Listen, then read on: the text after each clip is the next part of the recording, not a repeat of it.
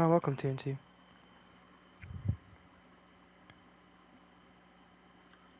Oh, welcome, TNT. It's not a girl smoking, but close enough.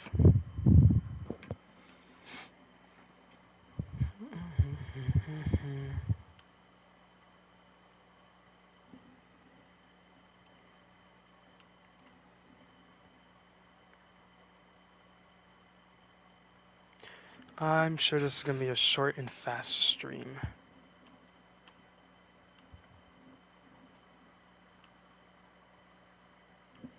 Welcome, welcome.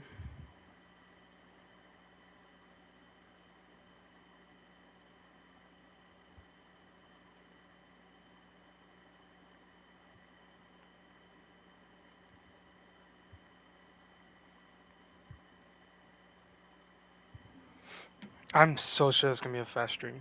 Like, this is gonna be a short stream. I believe I might be able to get this done before 11. I really hope so. Okay, stream is up. Yuri is fine as fuck. If she did smoke, I would not like her. Anyways, so we have 4 trophies, basically 3. God damn it, one of them is finish all the side stories. This, oh my gosh, that's the only one that's gonna take me long. So I need to read through all the side stories, which obviously I should because I never, you know. I don't remember. Oh, there's so many. I don't remember doing 2. I'll have to read through all this. I don't know if I want to read it out loud.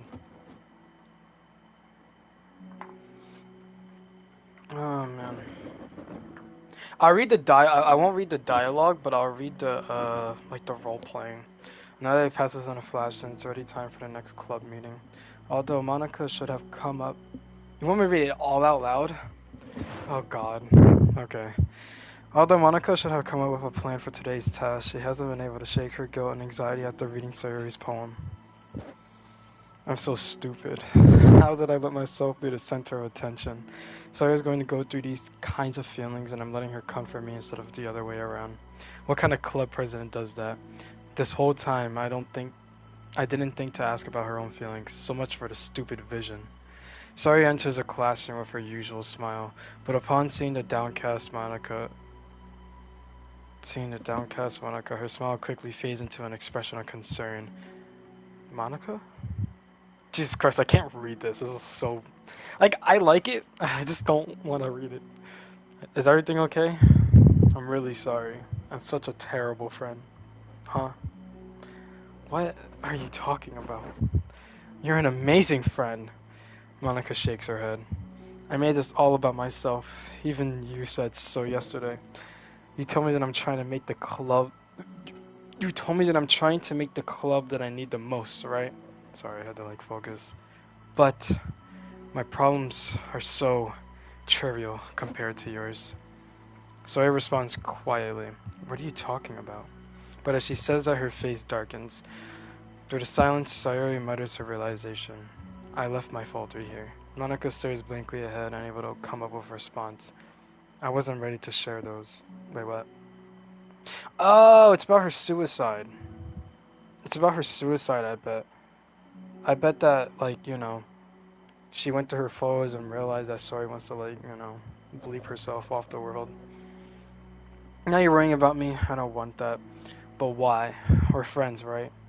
Wordlessly, Sayori nods. Friends look out for each other. Welcome to the stream. I want to be here for as much as you're here for me. As soon as somebody says they want me to read it, I will not read it. Just saying. I'm just saying. You know. Another long moment passes in silence. The air is incredibly heavy. This is different. It wasn't just about you yesterday, it was about the club. Read it. Fuck. Besides, things were so happy yesterday. You don't need to do all. Oh my gosh, you don't need to do this all of a sudden. Jeez, I couldn't read for a second. I don't want it. Oh, something in my eye. I like happy. What is that even? I like happy. You like happiness, you meant? So, if you do this, then you're just being selfish. Monica massages her forehead, struggling through the frustration of such a paradox.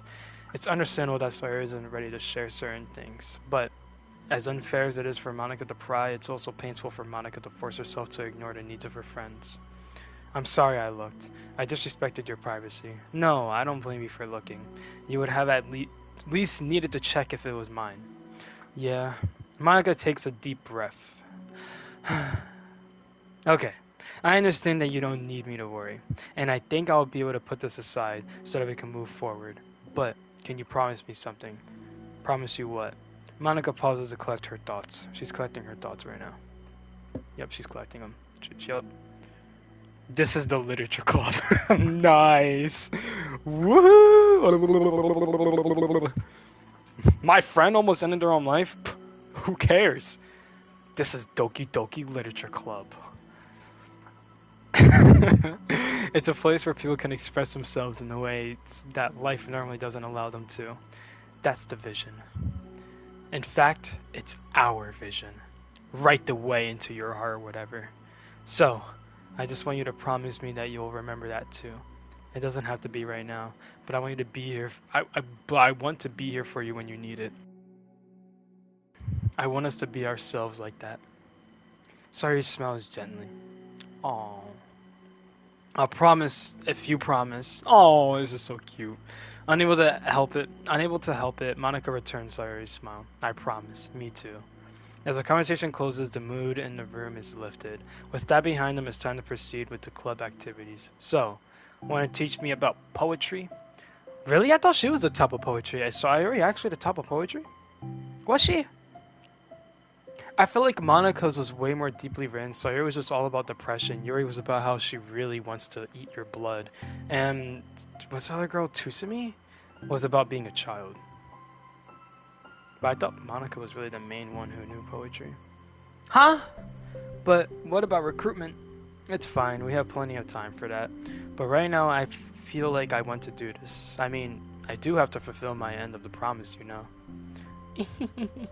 There's no way I could say no to that. Just don't expect much. I do a lot of writing, but it's not like I'm a scholar or anything. That's fine. I think I just need... I never know where to start when it comes to writing poems. Starting isn't so bad. You kinda just need to... Yeah, but that wouldn't come out any good. But it's not supposed to. You're gonna have to fight your perfectionist mind on this one. God damn, I can't read this anymore. You can just start by writing your feelings and see what kinds of things it makes you think of. Welcome to stream. And then you can turn your feelings into a little story. You can get your feelings down first and then make it sound pretty later. Oh, I did not read that properly. That did not come out right. It's like... It's not building a railroad where you go from one end to another.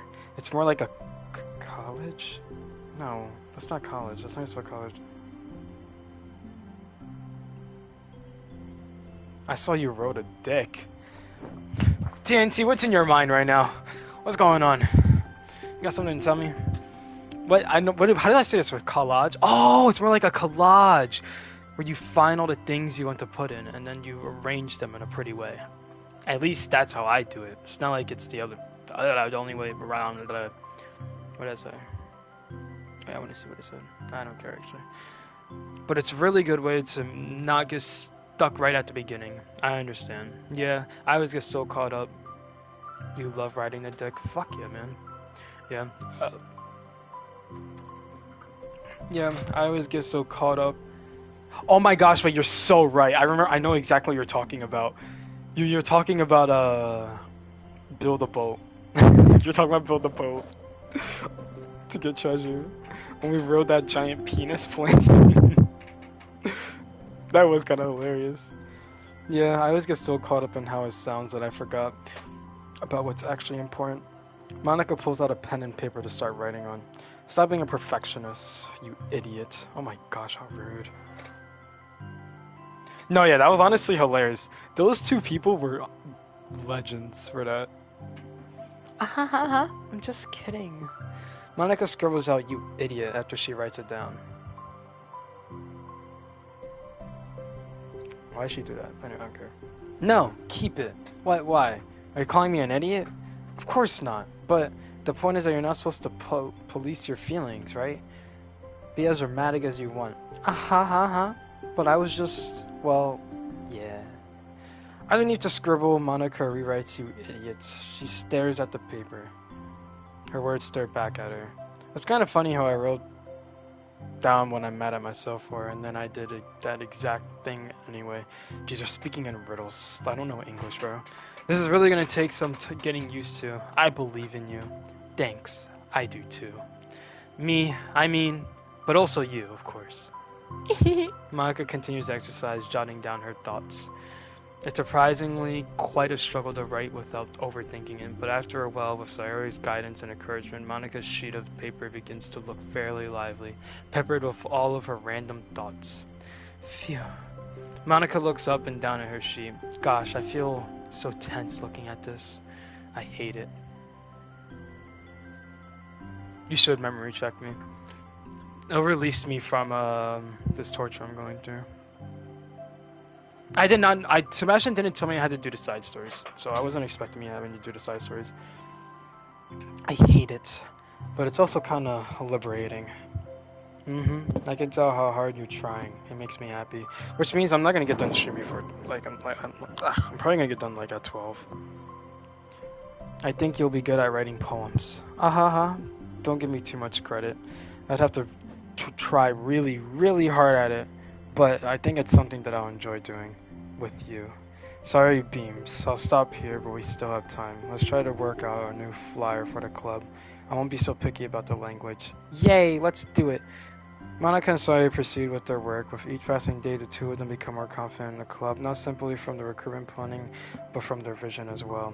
As their bond strengthens, so does the essence of the literature club. Finally, they begin to truly feel it's only a matter of time before they find more members. Well, would you look at that? Oh, I'm not done. Wow. Another day passes. As usual, Monica is the first one to the club. With her is a printout of the revisit club, literature club flyer, complete with all the new ideas Monica and Sawyer came up with. Oh, I had to cut myself. If only this was the flyer we gave to that one reading girl the other day. It's so much more attractive than the old one, but the new catchphrase is featured clearly in the center of the flyer. Write the way into your heart.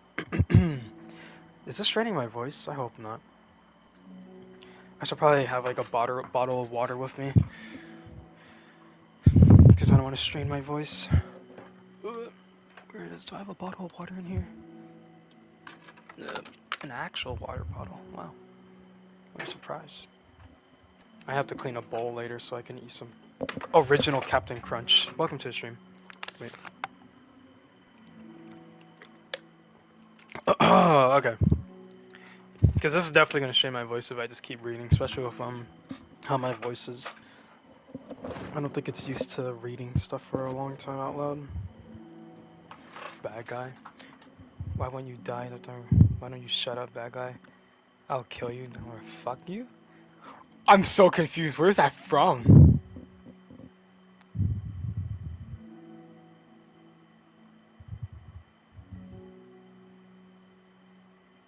I don't even know where that's from, actually. Surely common sense would say that one writes from the heart, not into the heart. Sifu raging? Really? I did rage a lot on Sifu. Even I was pretty good at the game. It's just there were some moments that really made me lose my mind. I feel like I should upload the Sifu videos. They were fun. But the message that's being delivered is that one can use writing to discover themselves. Hopefully Monica and Sari had thought that it would be enough to gamer some curiosity from students. Why do I feel so tense looking at this? Monica thinks back to the previous meeting. Welcome to the stream. When she performed the writing exercise. Was I always this bad at expressing myself? How am I supposed to be the president if I can't even demonstrate what the club is supposed to be about? The literature club is truly beginning to take form. No, yeah, I did. I was kind of losing my mind a bit on Sifu. It was a lot of fun though. But with that, the weight on Monica's shoulders only become heavier. The bait club was always about rigid structure, formulating airtight points and counterpoints and delivering them with conviction. It was about the person on the outside. That's why Monica was so good at it. It existed entirely within her realm of comfort. It's suffocating. I need to break through this mental wall. I need to learn to express myself for real. Monica pulls out a sheet of paper and grabs her pen. She presses the tip of the pen firmly against the paper. Oh, I hope this really isn't messing up my voice or anything. I feel weird. Instead, a tiny ball of ink collects around the tip of her pen. Monica lifts her pen and stares at the little blotch. I might have to only read the role-playing parts. I don't think I could read the full dialogue because I think my voice is kind of straining. Oh. Oh, yeah. Well, I have to read only the roleplay. For some reason, she feels compelled to run her fingers across it. As she does so, the black ink smears across the paper, ruining Monica's canvas. Out of spite for herself, Monica presses her pen down once again, letting the ink collect. She creates a second smear on the paper. Monica writes, "This is what I get for seeking perfection. A stain." Okay. Monica slides the paper away from her and puts her head down on the desk.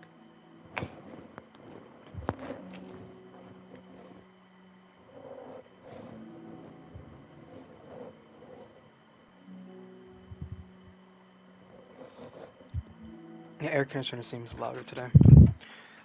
Someone uses ult and dashes at you, but you dodge it by throwing a shuriken and side dashes?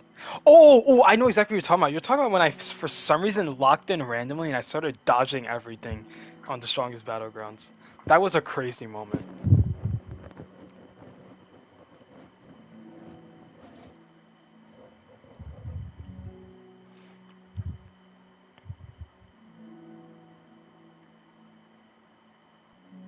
Monica hears Sari approach her desk and stop for a second, probably reading the piece of paper. Then she sits down at the desk next to her.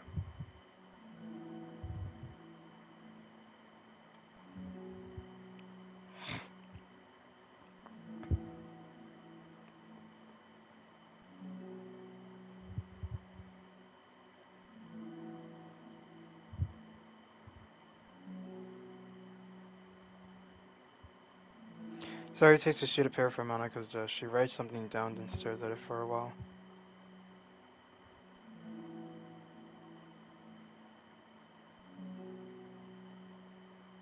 Sari gazes at Monica with sadness in her eyes. Understanding the signal, Monica takes the piece of paper from Sari's desk and reads it. Sometimes I want to die. Yeah, that's real. The time I woke up your dad by sleeping on his couch and he whooped your asses. Oh, that was a weird trick, Dad. I'll never forget the Carson moments. I still need to upload a video of that, but I'm probably not going to. It's been a while. Don't feel like it.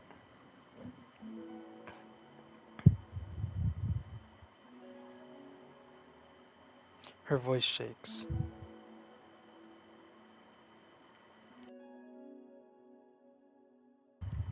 Sari takes a deep breath, trying to steady herself.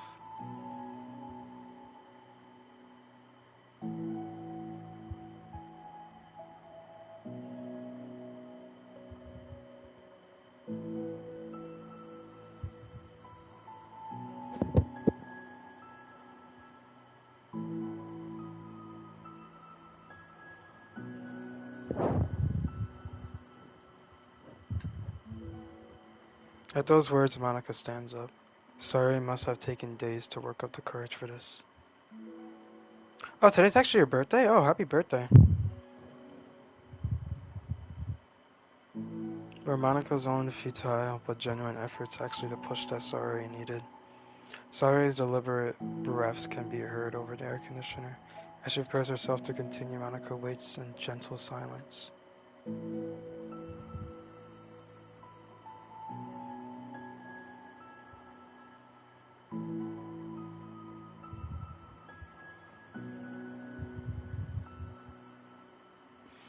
Where's your present? Me streaming today. Yeah, woohoo!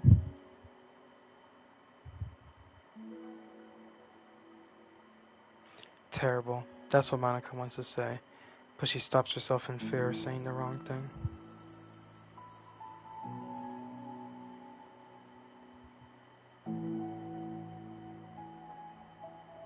Sorry, pauses, seeming to recall something in the past.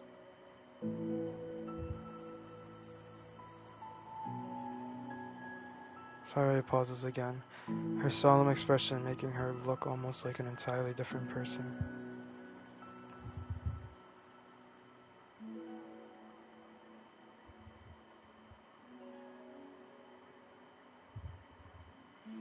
Yeah, for real, you know?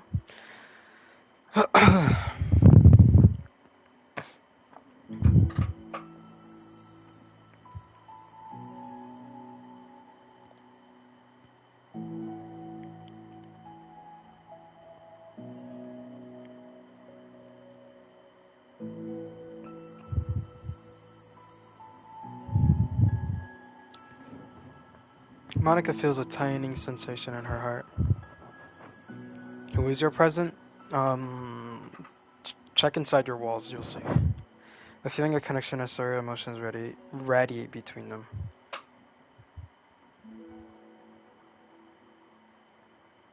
Monica steps forward.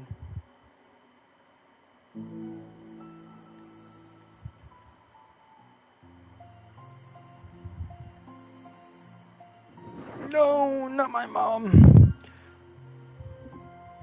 This is a cute photo. Wordlessly and without a smile, Sayuri rests her forehead on Monica's shoulder. Monica can almost feel the torrent of thoughts swimming in Sayuri's head, and in this moment, enchanted by the air of the club, Monica realizes that all of the days that have passed, this is the one where she really, really hopes that nobody new walks through the door. She speaks softly.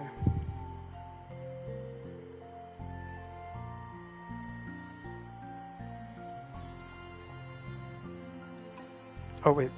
Sayuri's breath begins to quiver. She takes several deep breaths, trying as hard as she can to start speaking, to say the things she never once dared to say out loud. Welcome to stream.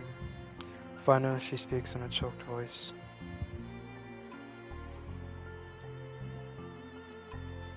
She suppresses a sob as a tear falls down her cheek.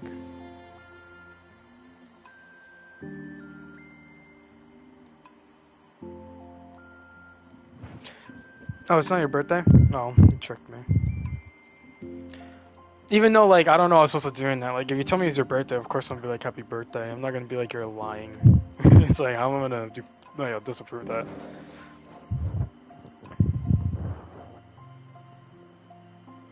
Oh shit, I'm really sorry for your loss.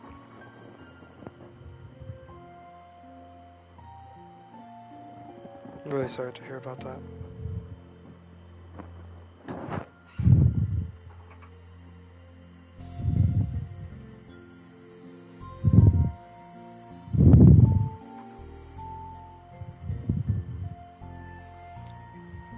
The more Sayuri speaks, the more she fails to control her voice, falling victim to the overwhelming sadness clutching at her thrown chest.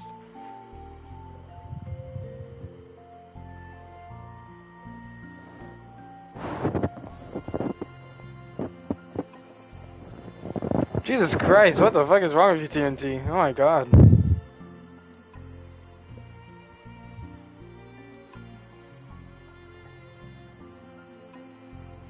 As soon as Sayuri loses her composure, Monica becomes determined to keep her own. She only wants to be what Sayuri needs right now. So she won't let any sadness show. Her voice comes to her as soft and gentle.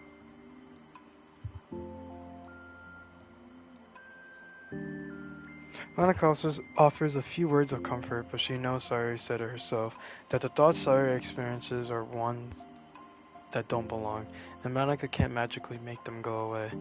The most she can do is help Sayuri battle them, like any good friend would do.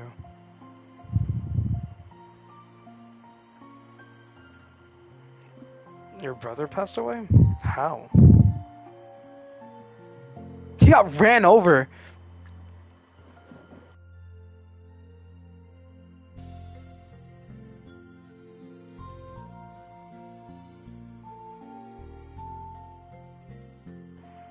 How'd your brother get ran over?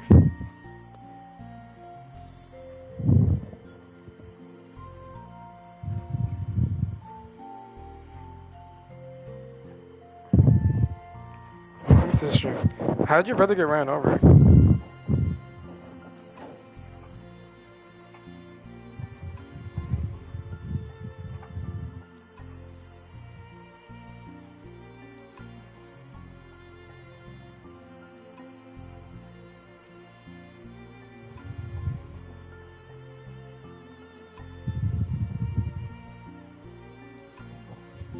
Sawyer doesn't respond, but Monica feels her gently nodding.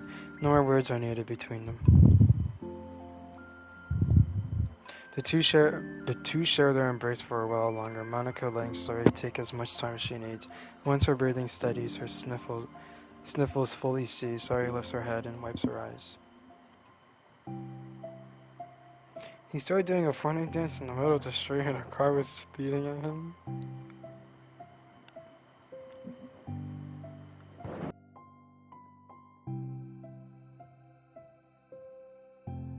What Fortnite dance was he doing? Sorry for your loss, but like, what Fortnite dance was he doing?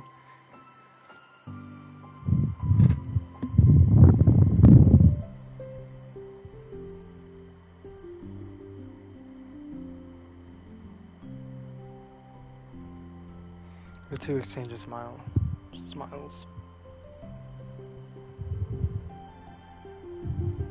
No, I'm not laughing. No, I'm not laughing. I'm just saying, what Fortnite dance did he do?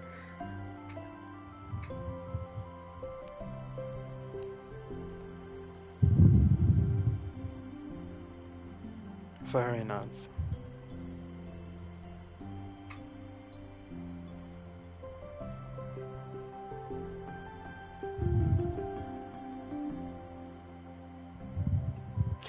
Sorry, suddenly yawns and stretches.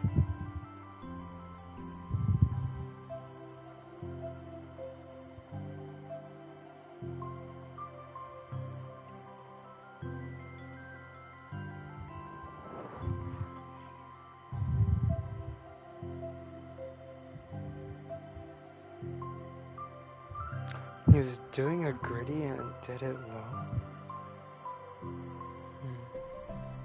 Monica smiles. All of a sudden, the sound of the door causes the two of them to turn their heads. The door opens halfway, then stops. A face peeks inside.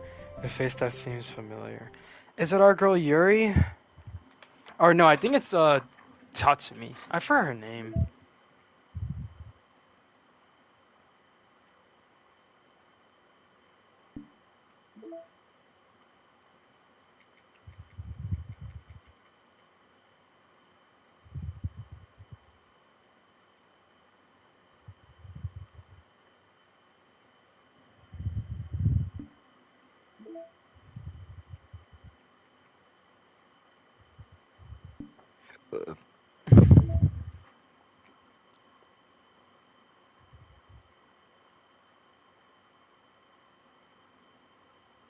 You got Yuri. His last words to me was to shut the fuck up, and he hated me. So okay. So this is what happened, right? He was in the middle of the road doing a Fortnite dance called the Gritty. And he was doing it lowly, he was doing it lowly. And I'm assuming he was doing it well, right? Because, or maybe he was doing it bad. And then the car sped up and hit him face first. Unless he was doing it backwards, then ass first. So either he got railed by a car or a car smashed him in the face. And I'm assuming he flipped like 3 or 4 times. Landed flat on the ground. He's sitting there laying on the ground. You run over to him later on, and he says, "Shut the fuck up. I hate you."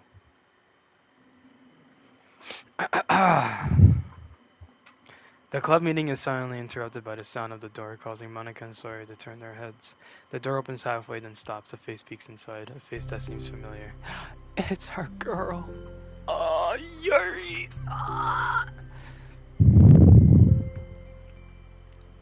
I'm reading all of Yuri's lines. Sayori's eyes widen, recognizing the girl. She very conceptually mouths to Monica. It's true, the girl standing in the doorway is none other than the girl that Sayori had come across reading alone in the classroom.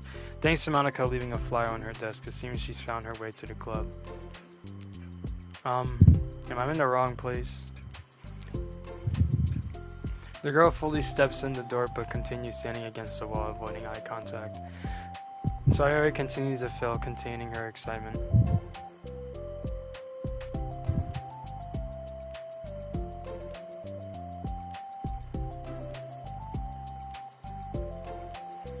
I like to join your club.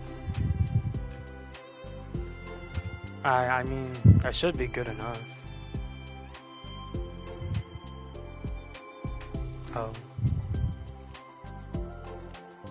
The girl nods, sliding over to a nearby desk and gently sliding down. Yuri. Oh, we love Yuri. Nice to meet you. Do you like fantasy? I like fantasy. Yuri looks at Monica. Yes. Have you heard of Annabelle Dupont? I love Annabelle Dupont. You know, I read it every single day, actually. You know, I can tell you every single chapter if you want to hear, my lady. I'm gonna shut the fuck up. That was horrible. I'm killing myself. Oh, well, she's my favorite author. I'm on her 5th book, and it's just... Yuri grins and presses her knuckles against her cheeks in joy. You can borrow my books, I wouldn't mind. You're really in for an incredible experience. Monica stammers, caught completely off guard by Yuri taking control of the conversation. She glances sideways at Sayori, silently asking for help. I am so happy I found this club. Oh, I'm so stupid. I left all my other books in my locker. I should have brought them. Yuri quickly stands up. I'll be right back. I'll go get them for you. Sayori nervously says that nothing to herself, to considerable happiness of the book that Yuri set down on her desk. Sure, okay. I'll go get the first one then. Yuri exits the classroom in a flash, leaving Monica and Sayori silently exchanging glances. Oh my god, I wasn't prepping for this. How do I handle someone so intense? Fuck you. You don't know how to handle someone intense? Oh, I can. Trust me. They're the best types. I have like no experience with fantasy except maybe stuff that I read when I was a kid. But that's probably like a joke compared to what she's into. I'm sure it'll be fine. In fact, I think it's neat that we have different people who are into different kinds of literature. It'll be fun to learn from each other. Yeah, I mean, I don't disagree, but what if this is her only interest? Doesn't it kind of seem like that? Monica, don't you think you should be more optimistic? We have a new club member. There shouldn't be room for anything but being happy. I'm excited to get to know her more, aren't you? Yeah, I guess you're right. Sorry for being so hasty. I just got really anxious all of a sudden. Will we see Monica slowly lose her sanity and turn into the person we know as now? That'd be really interesting. It's because you're afraid of not being able to take the lead. What the... Oh, wait, my fault. What the heck? It's kind of scary how you can point things out like that, sorry. I just like learning what makes people happy or sad. Yeah. Wait. Makes her sad that she doesn't have lead. Isn't that kind of like a red flag, honestly? Welcome stream. I feel like that's a red flag. Like, I understand wanting to... No, actually, no. Like, if you are upset because you don't have control or you're not lead of a situation, that's a red flag. Unless you guys are in a very serious situation and you know what you're doing and you know that you can fix the situation and make the situation better, then yes, you have every right to be upset because you're like, wait a minute, I know how to do this. Please, just let me show you what I can do. But for this, she just wants to have control of, I don't know, the club, I guess, or conversations, which is red flag. Hey, you know what? You would probably be great at helping Yuri feel comfortable here. Maybe you could take a break from helping me with the administrative stuff and just focus on spending time with her. Yay, that's exactly what I want to do. Besides, Sayori lowers her voice. I'm probably gonna need all the time I can get. She taps her finger against the dominantly chunky book Yuri left sitting on the desk. Right afterwards, the door opens to reveal Yuri's return. I'm back. Her breath is slightly heavy, which combined with her short time gone, indicates she may have ran at least part of the way. She makes her way back over to Sayori and sets the books down on her desk. Just as Sayori feared, the book Yuri brought for her is just about equal in size to the one already on Yuri's desk. Well, there are probably a few things you should know before getting started on it. There are some things that are more explained in other books that take place in the same universe, so going over those would be good to keep you from getting confused at the start. Sayori nervously interjects. Well, I was thinking that maybe today we could just get to know each other a little bit more. You know, I think like if we're gonna be reading together, then I would like that. From across the room, Monica smiles and nods at Sayori while Yuri isn't looking. Oh, okay. Yuri sits down, then looks at her book, then glances around the room, showing no indication that she has anything more to add. So, what made you decide you wanted to join the club? Well, I like reading, so I was immediately interested. I had no idea that someone was starting a... It's my fault since I haven't been paying attention to any of the other club recruitment advertisements. I only found out because Yuri glances over at Monica. Monica came into my classroom and put the flower on my desk. Suddenly, Yuri's face darkens as she shakes her head at herself. I was so stupid, I got too nervous and couldn't even look up, so she just walked out. It took me several days just to come here because I was afraid that Monica told everyone how inconsiderate I was, but I decided that was probably irrational. Wait. No, that was totally my fault. I felt so bad about interrupting you that I just walked out. I was actually really hoping that you would come by. Yuri exhales in relief. I always seem to interrupt things as the worst possible scenario. Your brother really died? That's actually kind of horrible, I'm not gonna lie. Now we can't do the 2v2. That sucks. I always seem to interrupt things as the worst possible scenario. You should feel bad too, since y'all play with his name a lot. What? That's kind of fucked up. I didn't hit him with the car. Welcome to the stream. I didn't hit your brother with a car. Or I meant Edward. Holy shit, is that his name? That'd be so fucked up if that's not his name. Well, I was really nervous to come here for some other reasons too. Such as being too many people. Not that I mind that much, but I have a really hard time having to meet a large number of new people at once, so it's actually amazing that it's just the two of you. I definitely came at the right time. Oh, that makes me so happy. I'm proud of you for working up the courage to come. Oh, I got pranked again? No way. Yuri smiles warmly to herself. I never really had the privilege of sharing my interests with others before. It's so hard to find others who are into the same things I am except online. So I thought the literature club would provide a chance for me to do that. What kinds of other things are you into? Like genres? I don't know, just anything, even if it's not literature. Oh, just things you would think are dumb. Sorry pauses, a look of concern on her face. How about I tell you about something I'm into, then you can tell me about something you're into. I suppose that would be okay. Okay. Well, I'm pretty into like crafty things, like making cute little collages. There's no way, collages? Or decorating things like cards or jewelry or jewelry boxes. My room is always cluttered with random stuff because I keep buying things to make gift for my friends, but I put it off till the last minute. Yuri likes to pee and bleed on her poems and gives it to the boys that she likes. And I lick all the juices off. That was so fucking diabolical to say, but I don't care. So yeah, that's something kind of silly that I'm into. Yuri is my crush. That is like my massive crush. I'm into crazy girls.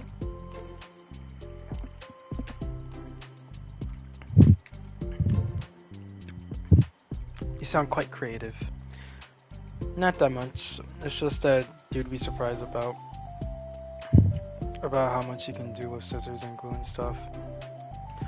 Oh, welcome Kegel! We got another stream, and right now you're hearing me roleplay a bunch of fucking anime girls. So,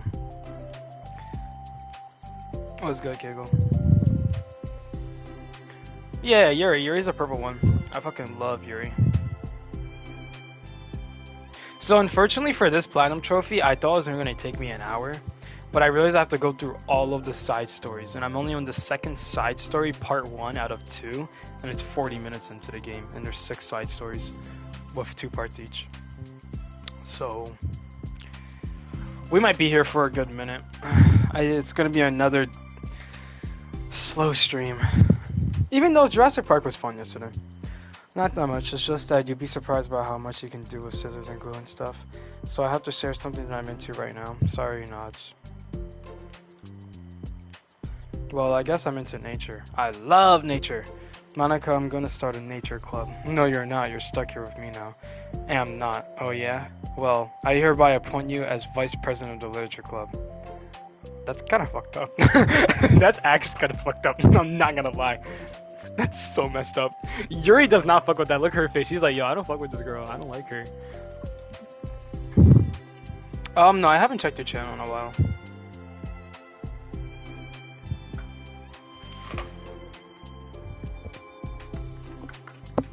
It's been a hot minute. Hey, don't give me responsibilities. Oh, I'm sorry, Yuri. I interrupted you. Go ahead. It's fine. Yuri pauses, feeling awkward after having gotten cut off. I like going out into the woods or to the park, just places where you can walk or sit and not have any people around. It's peaceful. Just nice to kind of remove myself from everything that matters and let my mind operate for a while. When do you like to do that? It just depends on my mood. After school, on the weekends, whenever I feel like I need it. Welcome to stream. Well, I feel like I would never have the time to do something like that. I find that we have a lot more time than we think we do if you don't let it slip through your fingers. The three continued their conversations, led primarily by Sori, but with Monica tuning in every now and then as well. Monica had intended to leave it to Sori and focus on her own work, but she found it difficult not to join in. Before they knew it, the end of the day was upon them once more. Oh, it looks like we should be wrapping up for today. So are you two... sorry, wait. So are you two going to be starting on that book, the next club meeting? Welcome to stream. Where's Natsuki, bro? I gotta talk to that monkey. You should doing shit along art. What? This is just a side story, so there's gonna be no horror in this at all. That's what I'm saying. It's gonna be a slow stream. Like, it's an actual, like, dating simulator at this point. I need to do 2 trophies, though. Literally. I need 2 trophies. Nope, 3. My fault. 3 trophies. One of them is finish all the side stories. The second one is reveal Pablo's project plan. And the other one is achieve 100 data. So... No, I know, right? Even though Natsuki is my least favorite one. So are you two going to be starting on that book the next club meeting? That's the plan. I'm so excited. Sari beams, Yuri collects her things. Once packed, Yuri wordlessly waves to Sari and Monica with a gentle smile. Bye. As Yuri exits, Sari returns her farewell. Once again, Sari and Monica are left in the clubroom. Sari, you are a lifesaver. I didn't do anything. I just talked. Oh, welcome, Pink. It's been a while. I'm doing well. How about you? Has school been going well? I know you said it was your last week. I don't know. Sometime? I don't know. I forgot when. You did say your last week was coming up, though, I think. What ending you're gonna do, bro? It's just side stories, so there's no cool ending or anything. I'm just reading through this. I want to skip it, but there's no skip button. I could skip through it really quickly, but I said I was going to read through Yuri's because I like Yuri. Still, besides, it really lifted my mood. It feels really nice when I can put my energy toward other people like that. She was really excited to be included, you know, it made me happy. Well, there's no doubt in my mind that she'll have a great time here with you, engaging in her. How are you feeling about starting the book with her next meeting? I'm kind of scared, but I think she'll be happy as long as I'm trying my best. I think you'll do great. After a surprise of a new club member, it seems like everyone has their spirits lifted with something new to look forward to. Please end the part 1. Please end the part 1. Come on. Please. Fuck! Yeah, I'll check out your channel after stream, if I remember. Another school day ends. Swallowing her anxiety, Yuri makes her way to the classroom,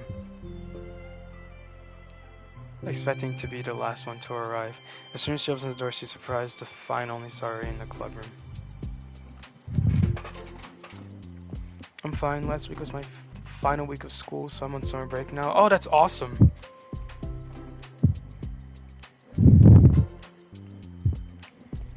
How would you rate your school year? Was it a crazy one?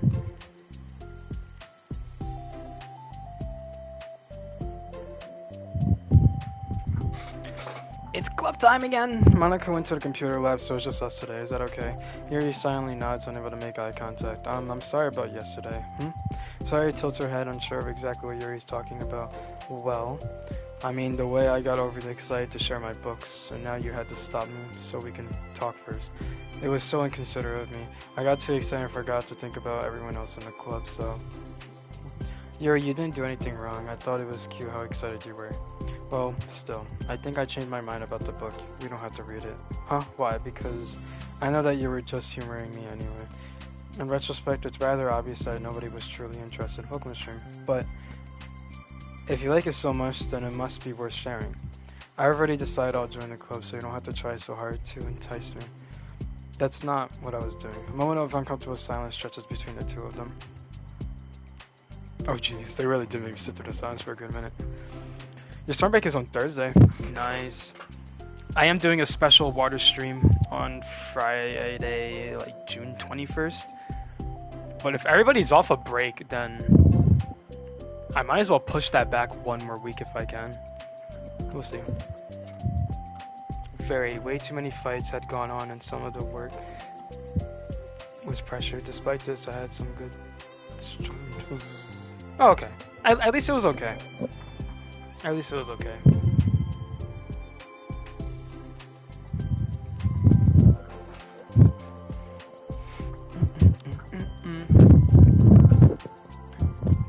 School fights are always interesting.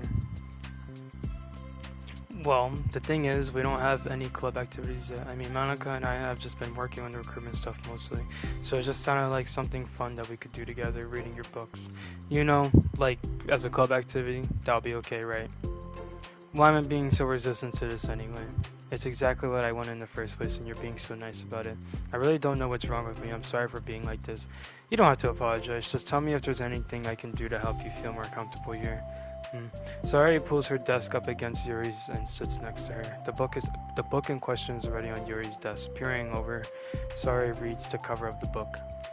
Dusk Bell, Part 1 of the Everlast Saga. It's Dusk Bell by Annabelle. Sorry, I'm ready now. Alright, I should probably get some paper. Yuri grabs a spiral notebook of hers and tears out a few sheets of paper. Wait, how come you need paper? Oh, it's useful to draw things out sometimes, like maps, timelines, family trees. Or just for taking notes. Notes? Jesus fucking Christ. Notes is actually kind of crazy when reading a book, I'm not gonna lie. I mean, yes, that's an effective strategy. Exactly, I'm sure it'll be especially helpful for someone new to the genre. Sari's joke flew completely over Yuri's head, but thinking about it, she decides that it's probably for the best that it did. Well, I'm not used to having company through this, but I'll try to help make it as accessible as possible. I trust you, you're like super smart. Oh, please. Yuri tries to dismiss the compliment, but she can't hide her smile and light blush. Welcome to stream. You can't generalize intelligence. I'm only smart in the things I have a lot of experience with. Contrarily, I'm awful at anything involving real people. That should be evident enough from the 2 days I've spent here so far. So in my eyes, it's everyone else who comes off as smart, especially you. No! Sari rubs her shoulder against Yuri's. Welcome, Judge. You're such a sweetheart when you're not being shy. Anyway, would you like to get started? Okay. After the minor diversion between them, the two of them get back on track with their planned club activity. Yuri begins to guide Sari through the basics of the fantasy world her story takes place in. The more of it she details the races, factions, history, elements of magic, the more questions Sari seems to have. But despite Sari's expectations, Yuri eloquently guides her through it in a way such that it's fun to follow along. It becomes evident that the world-building aspect of the story, not just the story itself, it's one that Yuri finds her passion leading towards. How do people come up with stuff like this? It's kind of easy. It's like the exact opposite of the kind of writing that I do. What kind of writing? Is this No, it's not. No, it's not. If it was, I don't think I'll be able to really stream it. I'm just saying. I like poetry and stuff like that.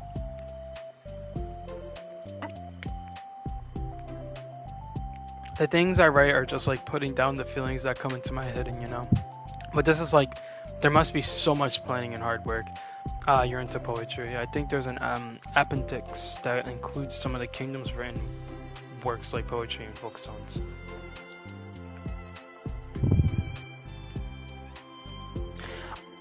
Alright, ready? Yuri's my favorite character. So I took Yuri's route on the first, playthrough. I fucking love Yuri. Creepy? You meant hot? Is this a dating game? Yeah. I'm just playing the calm side of the game.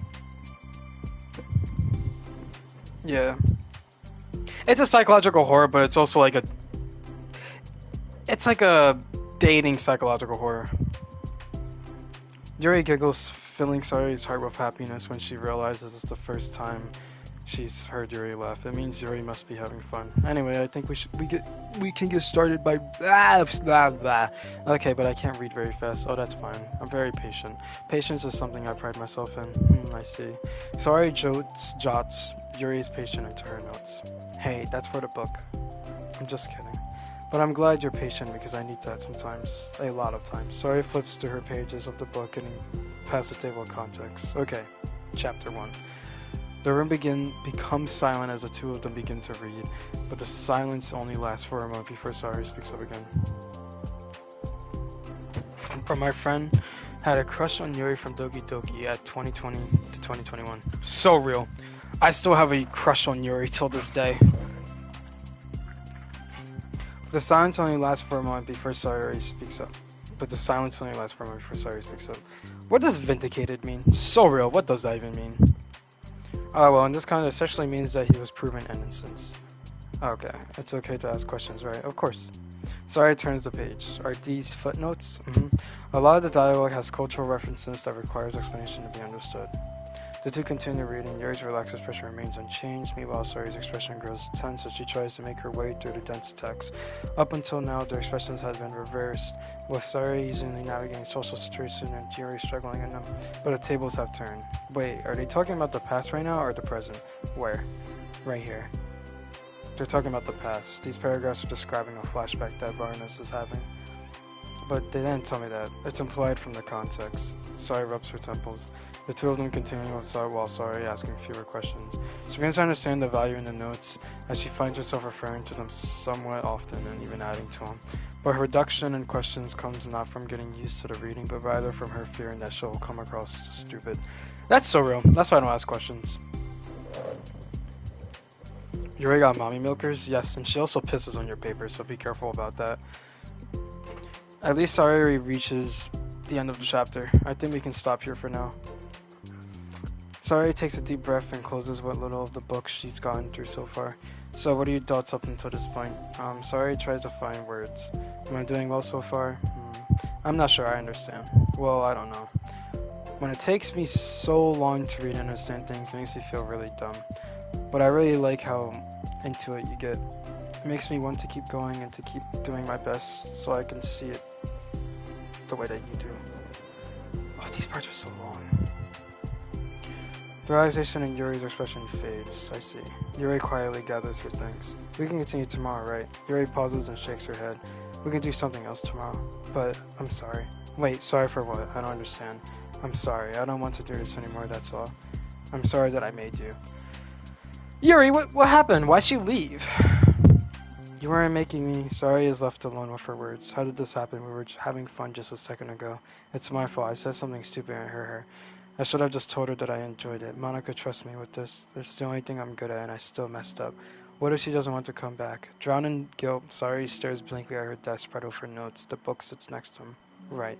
If she wasn't coming back, then she wouldn't have left the books here, right? Unless she just forgot to take it with her. Ugh, this is horrible. Was it really because she thought I wasn't enjoying our time together, or maybe she wasn't enjoying our time together because I'm not good enough? I probably let her down so much by having trouble following along. Yeah, I'm sure if I was smarter, she would have been having so much fun. Much more fun. I need to do better for her. Man. That escalated so quickly. That's why I love Yuri so much. Like, she really just makes stuff escalate so quickly. Oh, Yuri. Yuri is a true mommy. Alright. So these ones I'm gonna skip through. Like I'm just gonna read the. I'm only gonna read the thing. Same with these ones. These ones I'm actually gonna go through, and these ones I'm actually gonna go through, which sucks because this doesn't suck. It's just gonna be the last two, which I don't really know if I'm going through. All right, it's fine.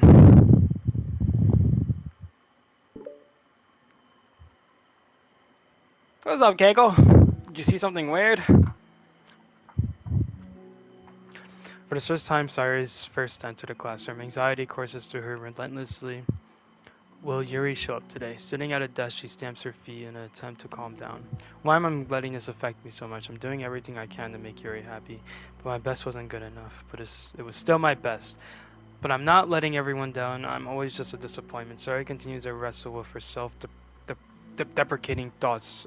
Every tiny noise causes her to lift her head in anticipation of Yuri's arrival. Minutes pass and nobody enters the room. Not Yuri or Monica. Oof. Okay. I'm gonna go heat up some food.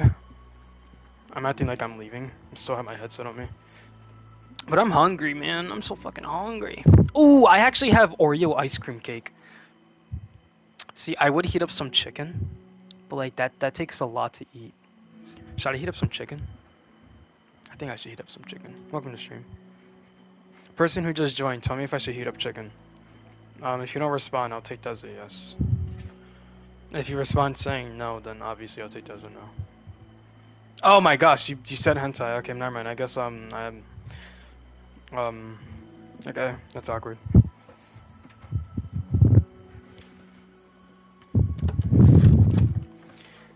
Jeez, Judge, how many accounts do you have? I keep forgetting you're stocked up on accounts.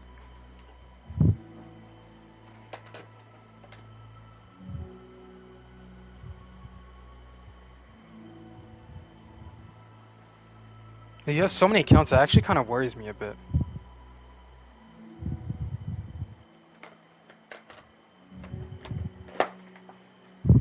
Okay. Have my piece of chicken.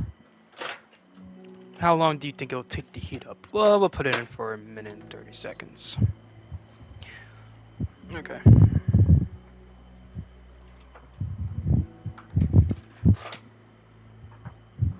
Hentai. Unless it's a whole nother person, then I apologize. Gosh, I'm so late. Why did I offer to help those other students with their work? I'm such a pushover sometimes. It's going to leave a bad impression on the new club members like Yuri if I'm not the first one here. Monica rounds the corner, approaching the club.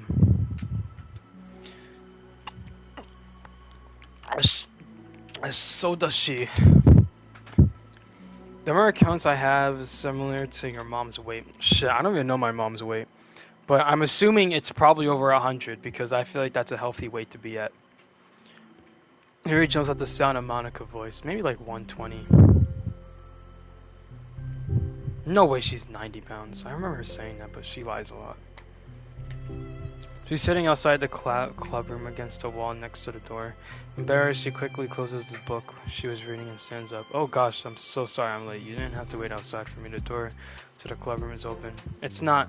Yuri stammers, unable to explain herself. She peers inside the classroom through the window, then looks away. Actually, I was just wondering if I could help you today instead. Huh? Me?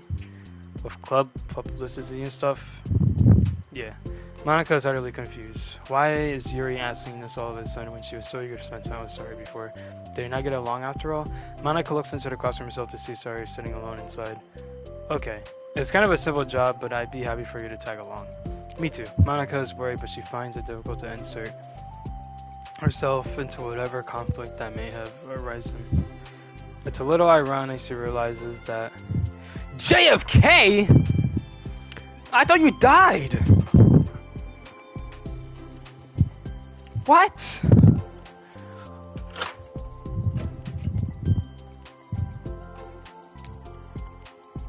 So I guess my assassination plan didn't work after all. 360 no scope. That's like so real though. They got your Reaper card in just in time.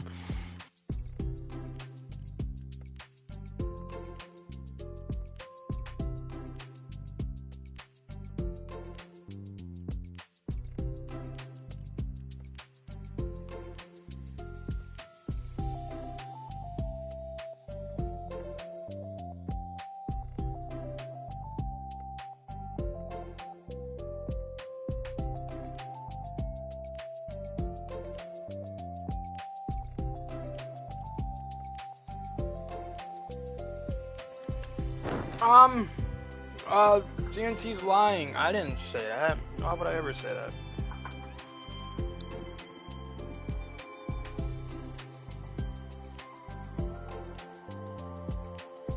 Okay, let's take a walk together. I just have to make copies of this new flyer, then go around to the billboards and replace the old ones with the new ones. And then nods and the two set off. Damn, you just ditched Sayori in there? Like all alone?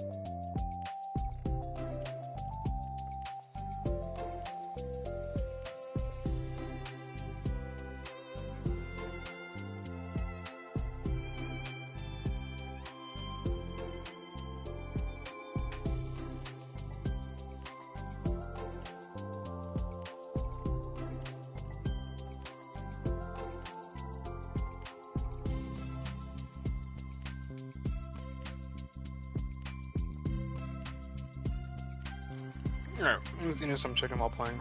It's actually kind of hard, I'm not gonna lie. Okay. The two walk in silence. Without Sayori, Monica finds it quite difficult to strike up a conversation. How's everyone been going?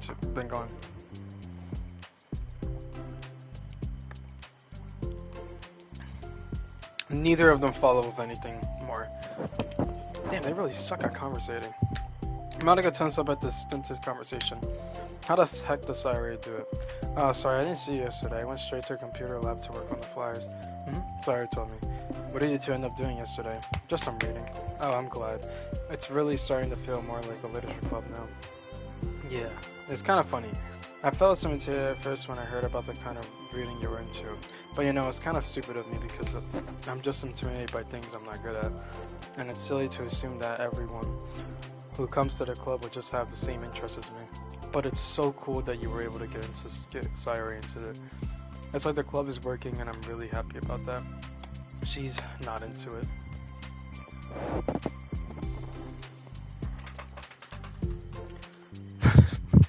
What is going on? What?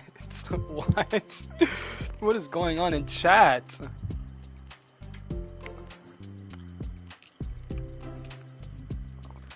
What the fuck? Welcome, Jake.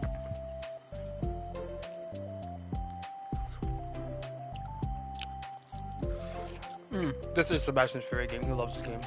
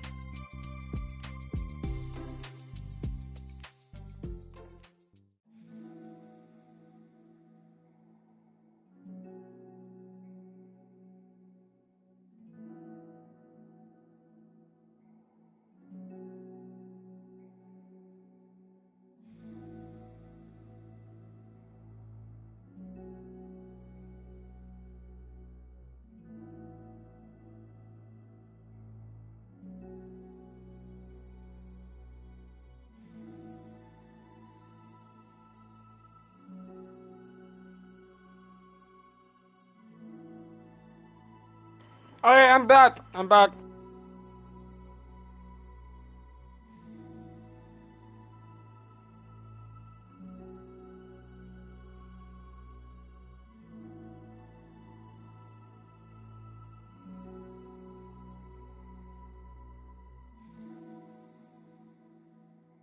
Welcome, stream. I want to make sure you feel welcomed.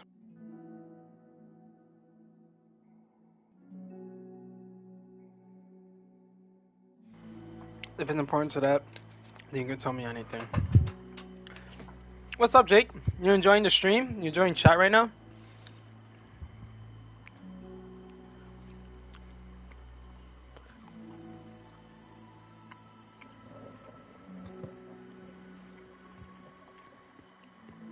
What happens if you ask for $2? You'll get $2.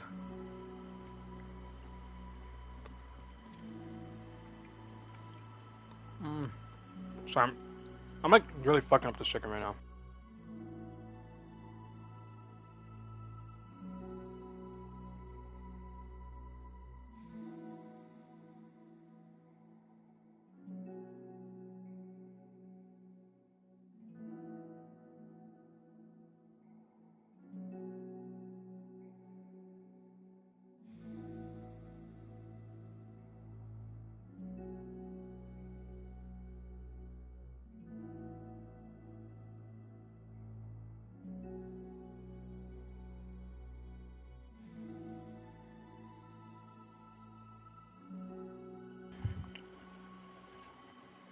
Okay. I'm actually back now. There's importance to that, then you can tell me anything. Well, I do feel welcome. Too welcomed, I guess.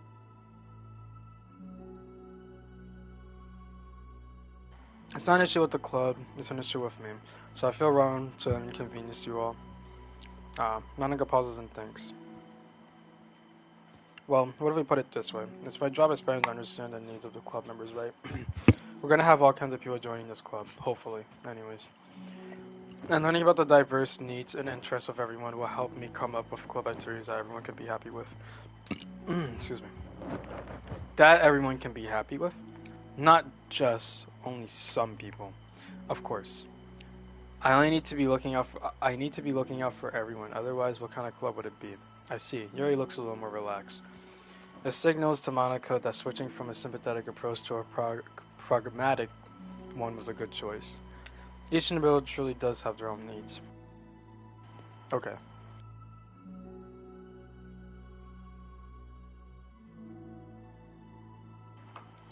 Yuri takes a deep breath. I wish she could take a deep breath in my mouth. Was that too far? That was totally not too far. You didn't send anything. I saw that. It was like some 2 random towers people keep complaining about. Well, they're already down, right? I'm clipping that. Flip it. Welcome to stream. I'm a really weird and awkward person. I've accepted that about myself. I just don't know how to, I guess, connect with other people. How is it so easy for everyone else? How do you just make connections? Make conversations about any arbitrary topic.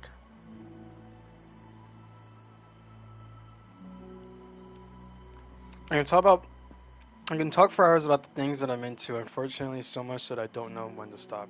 But for anything else, I have no idea what to say.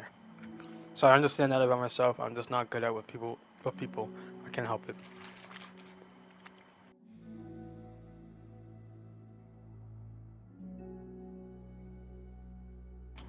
Do you have a weird obsession with anime girls? No.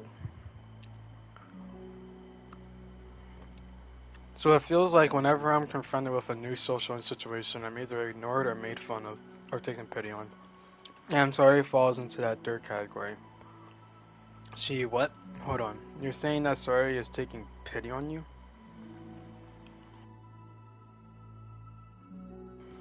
I did almost die. Yuri nods. I just want to be treated like a normal person. If you don't like me or you don't connect with my interest, then just tell me. I can accept that and move on. Sorry is too nice to me. I'm so stupid for that, not realizing that she would just go along with whatever I pushed onto her. Nobody deserves to put themselves through that kind of discomfort just because they pity some weirdo who doesn't know how to make friends. It's the worst feeling. I hate it.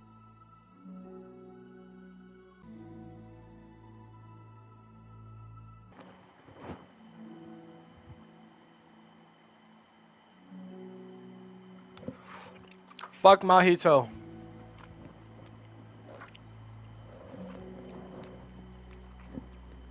When it looks like Yuri only looks down with her fist clenched. I think you should tell her that. I could never say that to someone's face. It's pathetic. Sorry.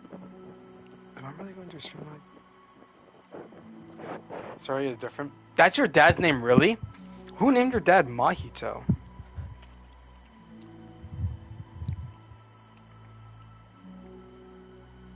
Making people happy is the most important thing to her.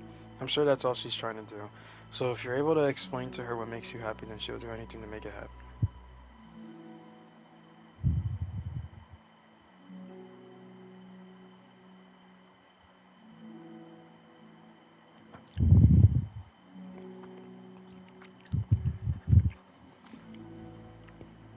Are you black? Yes. You can't be talking. You built like ghetto? Isn't that a good thing? That's the problem. What kind of friendship has one person always trying to cater to the other person's weird needs? I'm sorry, I'm making myself sound so. No, I think I'm starting to understand. Monica hesitates to finish her thought out loud. It's something that Sari would be able to say better. Sari is someone who would give anyone how much kindness they need in order to smile, but Yuri, who has different accepting kindnesses, must be driving Sari to be even more assertive in her kindness, further exaggerating the matter. Neither person is to blame, but it's an issue that can't be solved without them understanding each other better. Sari wants to be your friend, I promise that. It's okay for people to have different needs. I mean, Sari, she has her own needs too, but good friends work together and can be what they need for each other. You just have to be good communication and talk about it. I don't have communication. Yuri stops and shakes her head. I'm sorry, I didn't mean to say that. My head is just... it's so resistant to everything. I'm pushing a kind person away from me because of it. Yuri pauses to think. I'm so tired of this cycle I'm creating myself.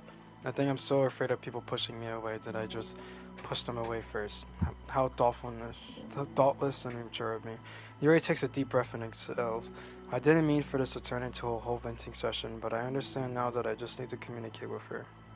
You're totally fine. It's just for the club. Remember, you're just helping make the club a better place for everyone. Yeah. Yuri falls silent again. She looks like she wants to say something. This kind of critical thinking is something that I'm really bad at. You know, about people, so thank you. Any time. Monica smiles at Yuri. For just a moment, Yuri finds it in herself to meet Monica's gaze, returning a shy smile of her own. Oh, fuck me, it's so much reading, it hurts my throat. Yuri and Monica finished replacing notifiers with the new ones. More accurately, Monica mostly did the work while Yuri followed along. But as the clubroom once again draws near, so does Yuri's confrontation. I can't do this. Yes, you can. It'll be great. Yuri sighs and shakes her head. I'm never going to feel confident enough. I just have to do it. If I don't do it now, I never will. Yuri starts towards the door, but then she turns to face Monica.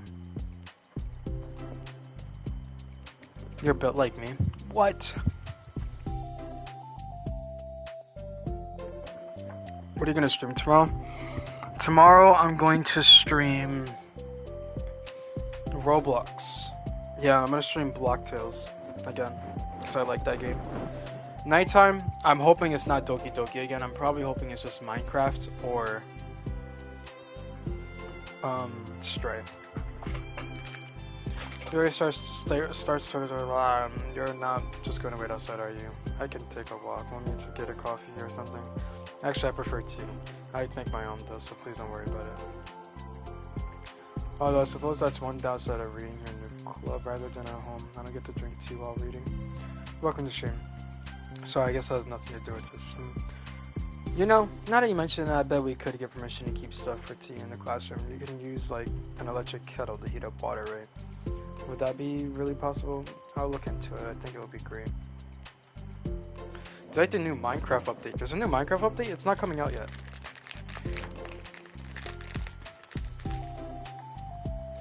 If you are talking about, I'll see you, TNT.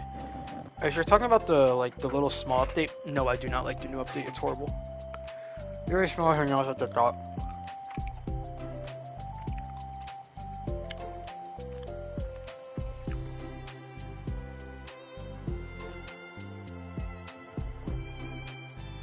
Taking one more deep breath, Yuri timidly opens the classroom door.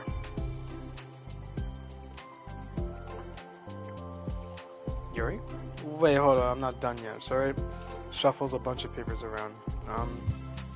Yuri stammers her words, silently caught in her throat. At that moment, she realized how Sori has been spending her afternoon. I wasn't expecting you to come today.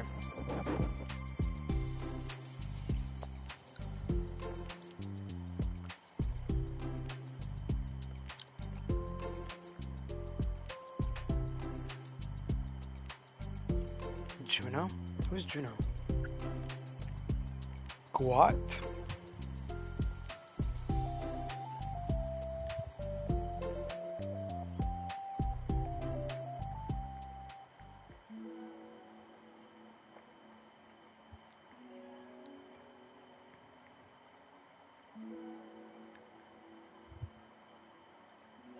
Yeah. I'm not saying that ever again out of my mouth.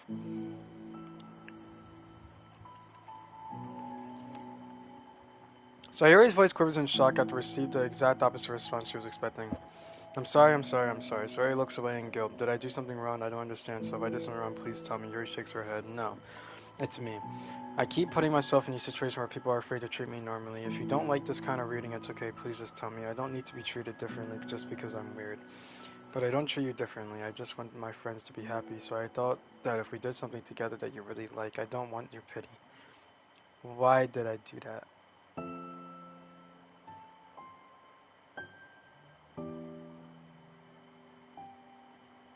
Tell me this is a great made-up Jujutsu Kaisen game? Shoot, your shot.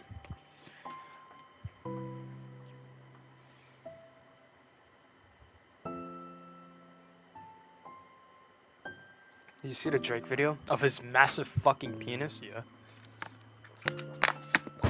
Ugh. Okay, I don't know why I said it like that, okay? No, it's like... What? New Keisha? Sounds like a domain expansion. Yuri sinks to her knees, her voice squeaks, I'm sorry. Tears of guilt and self-loathing begin to stream down her face. This isn't how it's supposed to go. Why is it so hard just to articulate your thoughts? Gay? I know, that kind of was low-key gay, I'm not gonna lie. Why did you end up pushing everyone away from you? Yuri's mind pounds with internal accusations as she shuts her eyes, unable to face Sori or the rest of the world. Welcome to the stream. She should just leave, just escape from here before Monica sees her like this and before Sori tells Monica what she did. But before Yuri can put any strength into her legs, she feels a warm pair of arms gently wrap around her from behind. It's okay. Sori whimpers in a soothing voice. It's okay. It's okay. Overcome by despair, Yuri finds herself unable to protest or pull away from Sori's kind gesture. Yuri sniffles, breathing heavily through a clenched throat, trying with all her willpower to control herself.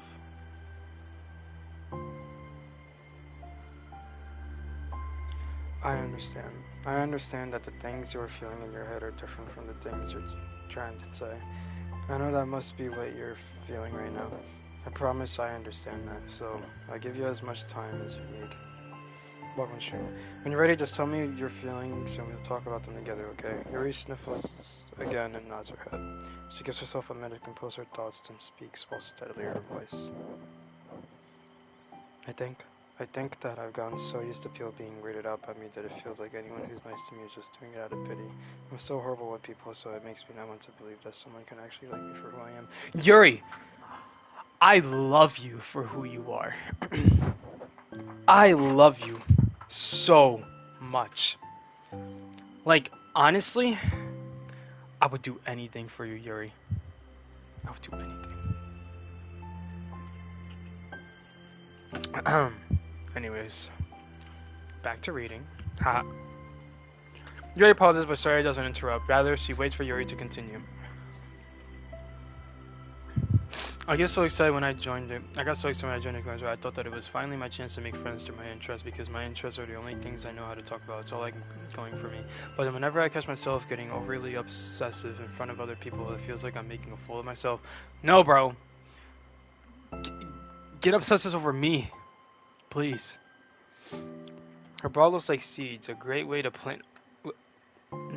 Seed Riz. No, honestly, yeah, you got the Seed Riz. I hate myself for it. Ultimately, I just want to be treated like a normal person, but how am I supposed to expect that when I can't behave like one? I just want to learn how to get people along with people and stop ruining things for myself. That's all. Yuri finished her thought, feeling more steady after I have gotten them out. Sorry, who can feel Yuri's breath rise and fall from beneath her arms, realized that as well. Thank you for helping me understand you a little bit better. You know, you were so great at helping me while we were reading, so I'll help you with the things that you need. But I feel like it would just be frustrating for you, or how much patience I require sometimes. That sounds kind of familiar. I couldn't stop worrying about that while we were reading. I was so afraid that you would get frustrated with me, but I would never do that. I did my best to reassure you by mentioning how I have a lot of patience. Yeah, I know, but my irrational fears just won't be quiet sometimes. I'm sure it's the same for you, right? Oh, my voice needs a break, but I want to get done this, and then I don't have to read for 3 whole or 6 whole parts. Irrational fears. Well, you know. There's no way you could frustrate me because I already like you as the person you are. I know you said you have a hard time believing that, but I promise that it's true. You don't have to be a social person for people like you. I think you're really considerate in your own way. You know, worrying so much about people's feelings. We're all kind of weird. It's a literature club. But it's the best part.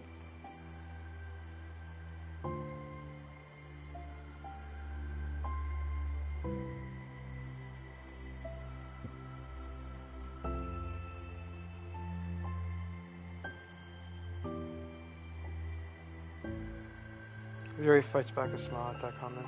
Already the heavy atmosphere surrounding her seems to have evaporated through the cares of Sori's arms. Where the fun part are, it's not gonna come up. How old are you? 19. Already the heavy atmosphere surrounding her seems to have evaporated through the cares of Sori's arms. How would you riz Yuri? So I think the kind of guys that she's into are the guys who are into what she likes. So how would a riz her is ready? I'll walk up to her with her favorite book.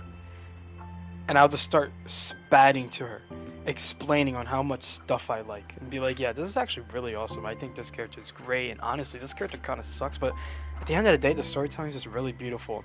Next thing you know, oh man, she'll be sitting on my face while reading the book to me.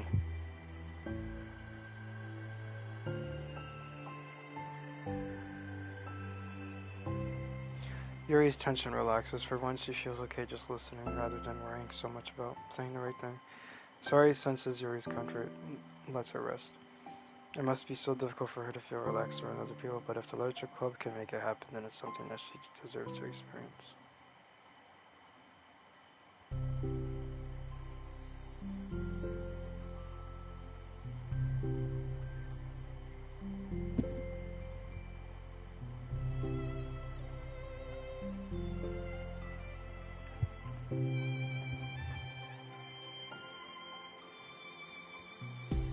What is your type? Usually crazy girls, honestly. I'm really into crazy girls. I don't know why.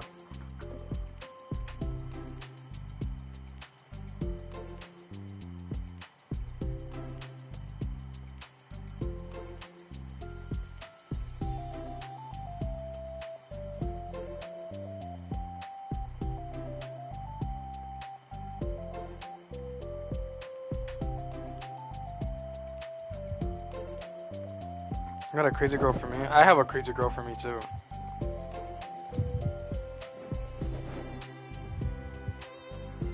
Sorry trots over to Monica. She whispers loud.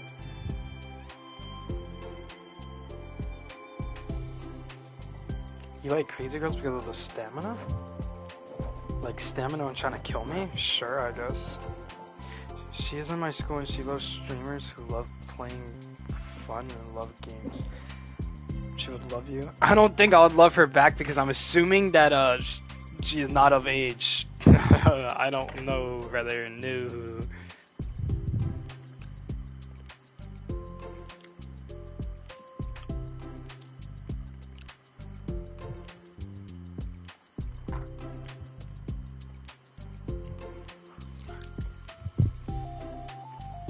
she is. That's literally impossible.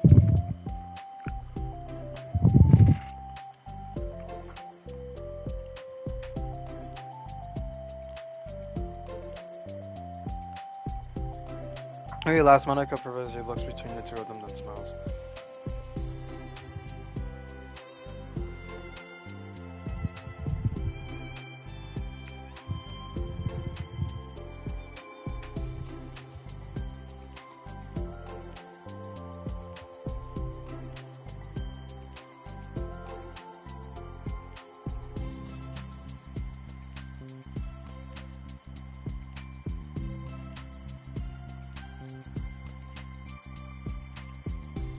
Do you love minors?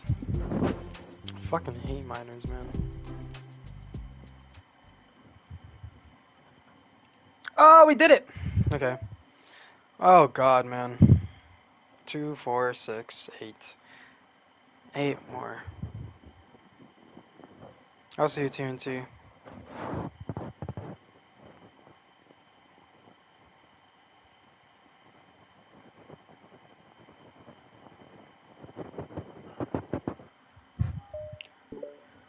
Alright, these ones I can actually speed through.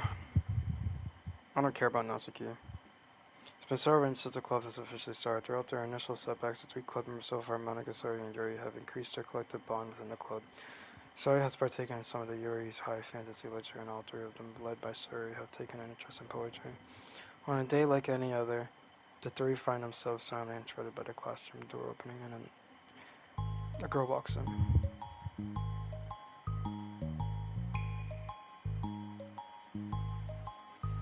Do ASMR? Fuck no. I think I'll actually go kind of crazy in ASMR though.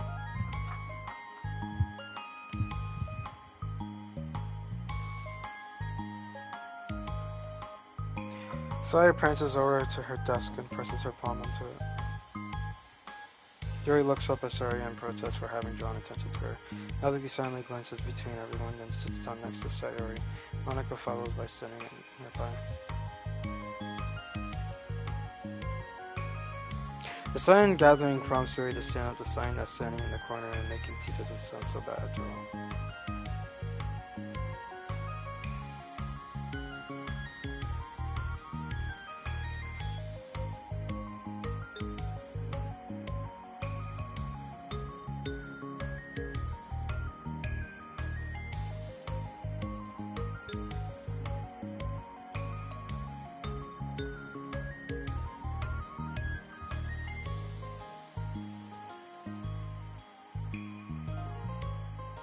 Yuri's deadpan voice carries across the room. Natsuki giggles.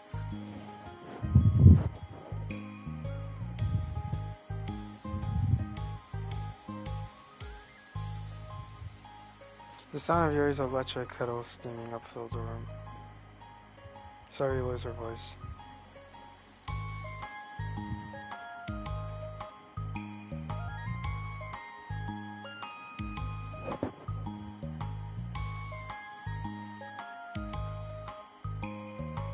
Open the stream.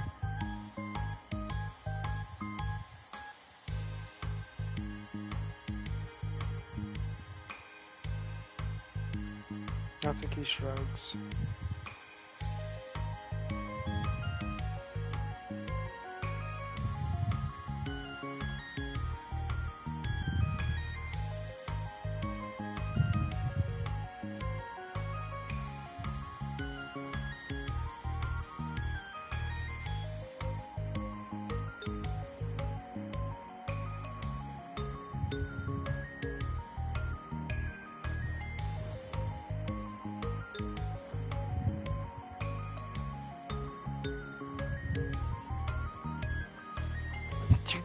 You doxed yourself? That's actually kind of wild.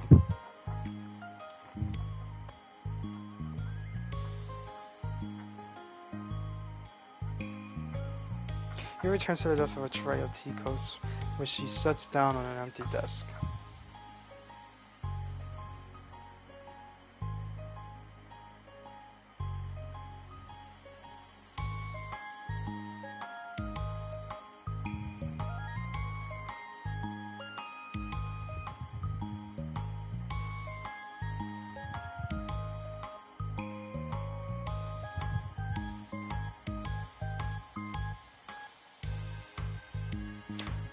I have not joined an anime club myself because I do not want to run into weird people, but it seems like the one at my college is pretty chill, so I might look into it. I don't know.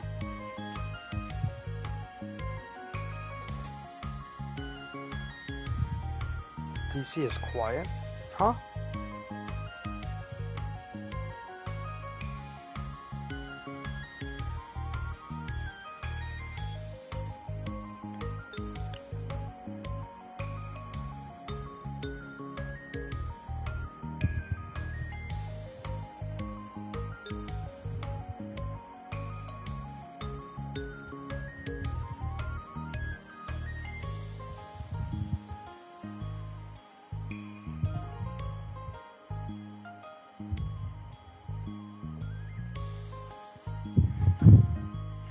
Oh yeah, Discord server is usually pretty quiet.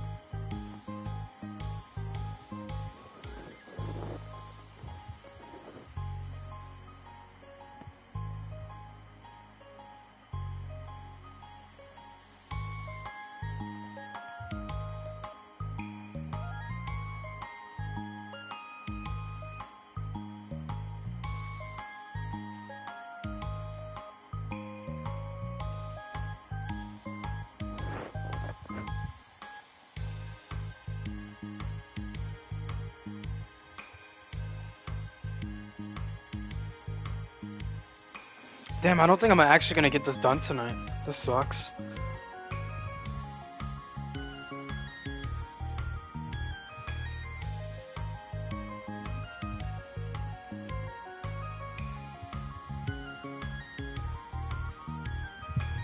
How tall are you? I think I'm 5'5". Yeah.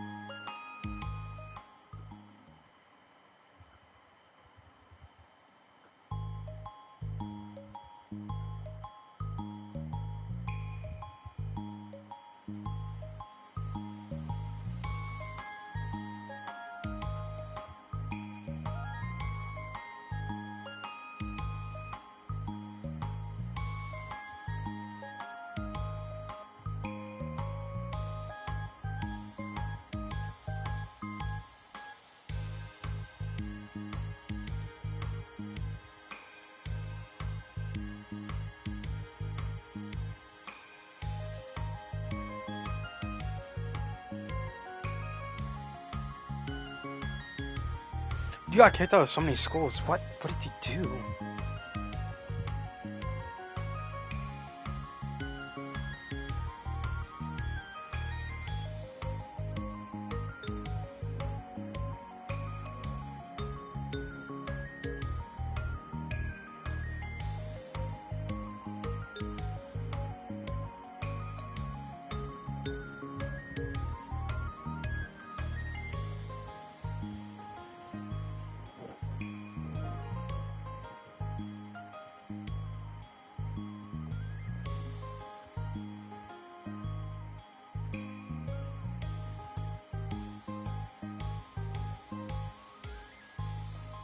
Oh, Jake, you're here. Jake, this is actually gonna take longer than I thought. Which really sucks, actually.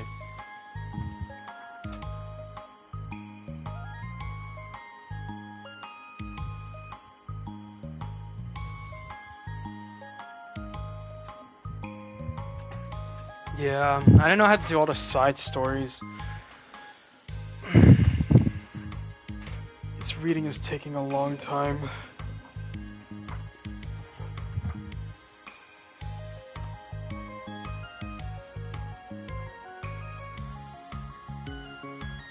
Actually, I need to shower.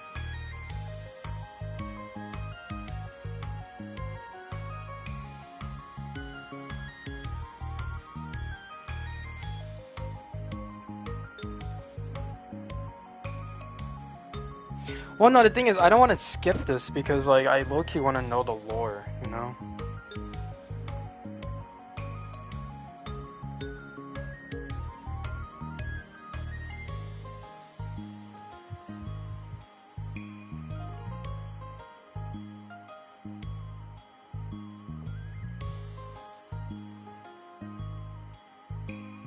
Okay.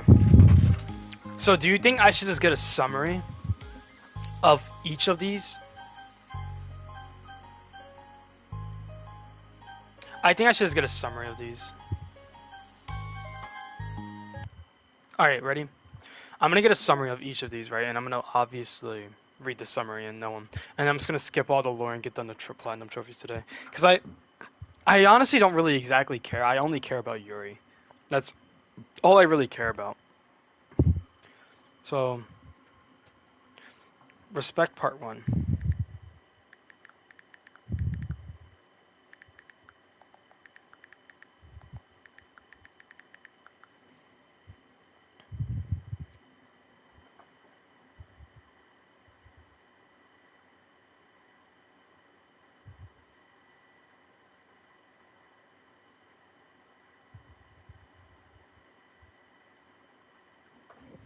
Okay. The part 1, okay, nice. It's only 2 paragraphs, so I'll just read it all out for you both. Okay. Respect begins with Literature Club with Natsuki joining as the newest member. Natsuki introduces herself as she likes manga, resulting in mixed reactions from the members, most notably Monica, who doesn't accept manga or comics as a real form of literature. What an asshole. With some convincing, Monica eventually allows Natsuki to join the club, though she expresses doubts about their new member while Natsuki is in the room. Natsuki stumbles her way back into the club, carrying 2 heavy boxes of manga, while Monica quietly questions if accepting manga as a literature is a right for the club. On the next day, all club members return, though there is some friction between Monica and Natsuki due to her having disapproving views on manga. While trying to come up with ideas for club activities, Natsuki feels rejected by the members as her views aren't being taken into consideration by Monica, resulting in Natsuki storming out the classroom early. Oh, Jesus Christ! Which provokes Saori to chase after her. Monica reflects on her inner conflict of guilt and frustration toward Natsuki, unsure if she was being too hostile to her or if Natsuki simply wasn't a good fit for the club. Yuri reassures Monica that she wasn't being too irrational, though Monica's own guilt about the situation compels her to at least read some of Natsuki's manga. Ah, okay. Alright.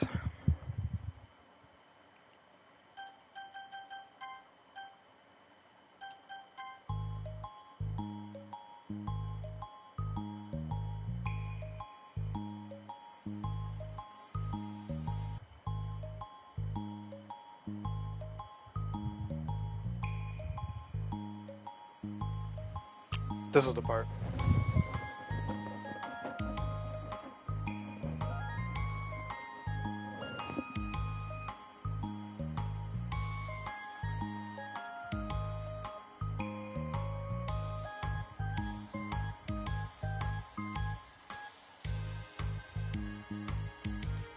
Is 2 an even number because it's the first even number? Yes. Welcome to stream.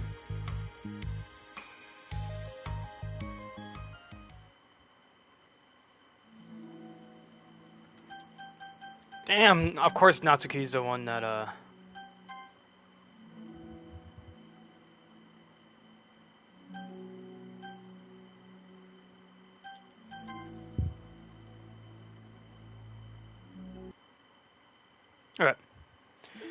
I low-key really want to get this done. Alright, I'll go to respect out too. Outside the club room, Natsuki discusses the situation with Saori. She complained. I'll just put this on skip while going through this. No, because I actually want to see some of the images if I can. Natsuki discusses the situation with Saori. She complains to her that Monica is simply being a jerk for judging her. While Saori tries to convince her that Monica is usually a nice person, Natsuki contemplates joining a different club instead of as she believes she would be better respected elsewhere, though Saori convinces her to stay, promising to talk to Monica about it. Natsuki feels that she joined the Literature Club for a safe space to not be judged, putting out the promise in the club's flyers that you can be yourself. She also feels that she didn't want to tell Monica she enjoyed writing, since she didn't deserve that kind of satisfaction, showing part of her Tsunade trope. Which is so true. I feel like manga is a type of literature. If it involves reading and writing, I think that goes under literature no matter what. Honestly. Yes, even reading fucking smut goes under that section. I did. I said 2 is an even number.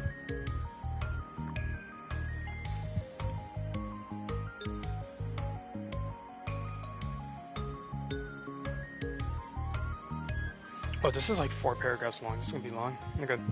During lunchtime the next day, Monica searches for Natsuki trying to make amends. She spots her with her friends who are being judgmental for her previous membership in the anime club and for joining the literature club, implying that her interest in manga are immature and that she should have grown out of it by now. Upon seeing this, Monica realizes why Natsuki joined the club in the first place and returns to the club room. Later that afternoon, Monica discusses what she saw with Yuri, questioning her own ability as club president for being so judgmental towards Natsuki and failing to stand up for her. Sari joins the pair, and the trio look for ways to make it up to Natsuki. On the next day, Monica and Yuri anxiously wait for Natsuki's return in the classroom. Eventually, Sari returns with Natsuki, though Natsuki is cautious of the other members and opts not to greet them. Monica addresses the club, introducing the new activity as learning about manga. However, Natsuki senses that Monica is being disingenuous, pointing out that she is forcing it too much to be genuine. Monica approaches Natsuki and with a little help from the other club members and is able to apologize for her earlier mistakes, easing the tension within the club. With this, Natsuki accepts her apology and the members continue with the manga discussion. Over the next week, the members all shared their favorite kinds of literature, having started off with Natsuki and her manga. At the end of the last day, Monica asks Natsuki to stay behind, wanting to share something with her in the music room. Monica reflects on her actions and admits Natsuki was able to teach a lesson about respect, that it wasn't until Natsuki showed up that she realized she had such a condescending attitude to anything she didn't like. Monica also admits she read some of the manga and realized that she started to learn how to play the piano after relating to a character in the book. The two gather around the piano, which is pictured in the CG for the player, and Monica shares a song that she wrote for the club, My Song, Your Note. After only a week of practicing, contrasting with her perfectionist attitude observed when Natsuki first joined, Natsuki, who is flattered, admits she was equally as abrasive towards Monica, and the two were able to make it up to each other, concluding the side story. Okay, that actually gives me a lot of lore, so that's great that they actually went into detail like that.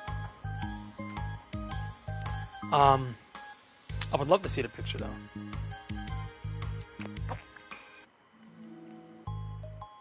Wait, what the fuck are these? Oh, it's the two friends.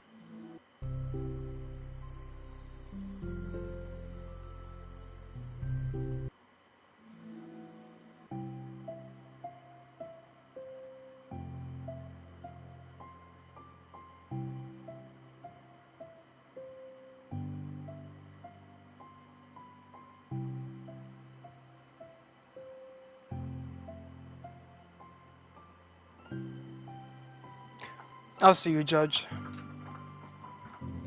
I want to see this picture. Oh, I didn't get to see the picture. I kind of missed it. It's fine. Oh, wait. I think it's here, right?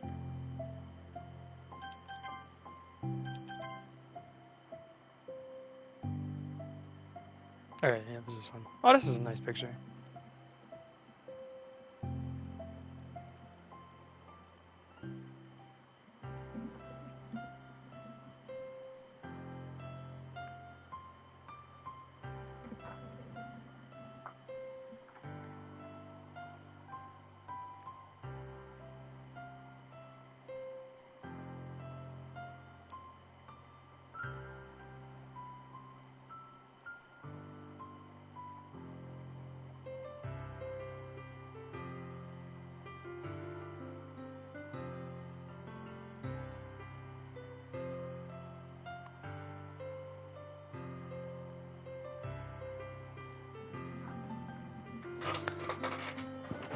Oh, they're giving me a whole flippet of these.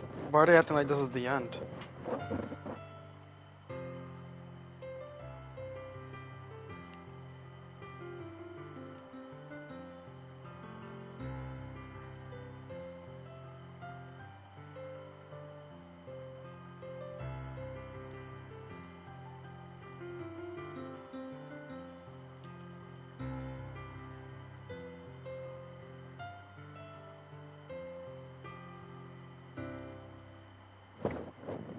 That was cute. I'm sure. Oh, I guess this would make sense because it shows that these are the 4.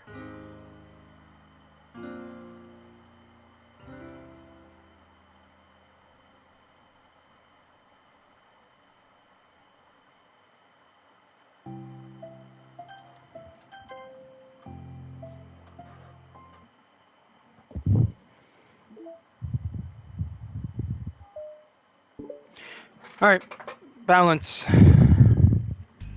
Balance begins in the literature with Sari hugging Natsuki. After a week of sharing interests, the members decide to explore each other's interests with Sayuri intending to read Natsuki's manga with her. The two settle on a book and read until the end of the session. At the end of the day, Monica discusses the event with Sayuri, who is questioning whether Natsuki actually likes her or if Sayuri is trying too hard to get close to her. Damn, everybody does not like Sayuri. The next day, Sayuri sits next to Natsuki again. However, Natsuki doesn't want to continue reading the same book as yesterday due to the release of the new book. Instead, the two sit next to each other with Sayuri writing poems. When Natsuki is finished, Sayuri shares her poems, to which Natsuki is surprised at how open she is. Realizing that she has never shared her own poetry before, the two girls then continue reading the book they started the previous day. Over the next few days, Sayuri continues approaching Natsuki and talking to her, though Natsuki dislikes this more each day. At the end of the day, Monica approaches Natsuki and asks if she is enjoying herself, to which responds with mixed emotions. She discloses that she feels smothered by Sayuri after not being used to her friendship. Feeling responsible for the situation, Monica offers to talk to Sayuri, though Natsuki declines. Man, Natsuki causes a lot of problems. People really don't like not Sayuri, bro. I'm sorry, Jake. No one likes Sayuri, man. That's fine. At least I like Sayuri more than Natsuki.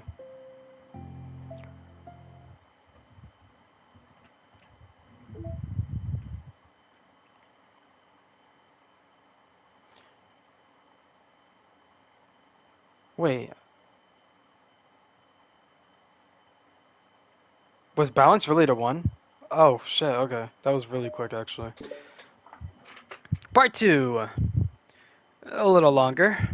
During lunchtime, Sayuri spots Natsuki in the cafeteria and tries to beckon her. Natsuki, surprised by the interaction, ducks away, leaving Sayuri feeling dejected. At the meeting on the same day, Natsuki and Monica are first to the club room, though Sayuri doesn't have enough courage to enter after the events earlier on. Yuri spots Sayuri waiting outside the club room, and Sayuri confesses to being too scared to enter. Yuri reasons with her that saying that everybody is different when it comes to building relationships, offering her own insight into the situation with her own experiences.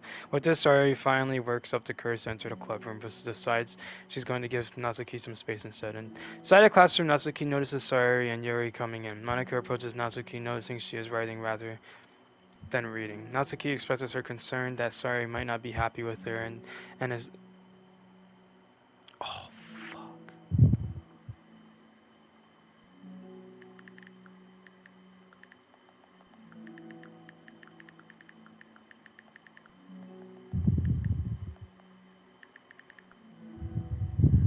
Anyways.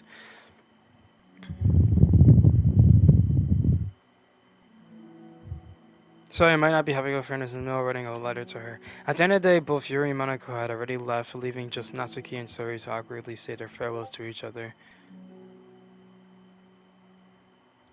Sayuri leaves first, recognizing that Natsuki no longer wishes to be friends with her. Holy shit. Natsuki finally builds up the courage to approach Sayuri, chases her out the room, and confronts her in the hallway. Both members face each other, Natsuki with a letter in hand, which is pictured in a CG to the player. Natsuki apologizes for ignoring Sayuri during lunchtime and recently during club sessions, and opens up that she's not good with expressing her own feelings. She holds up the letter rather than speaking aloud and reveals a poem, which discusses her inability to simply be open to her friends, no matter how much she wants to share her thoughts or creations. Sorry, taken aback by her sudden openness, expresses gratitude towards Natsuki and also admits she also feels guilty for being too overbearing. She goes on to reassure that she's not mad and that she sat alone to try and respect her boundaries with this newfound balance. The two are much more comfortable with each other, concluding the side story. Man, I am such a good reader. I see why I do so well in college. Woohoo. Woohoo.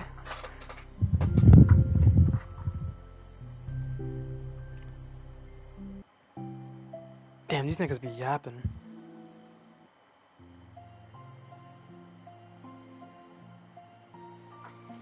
Is it this one?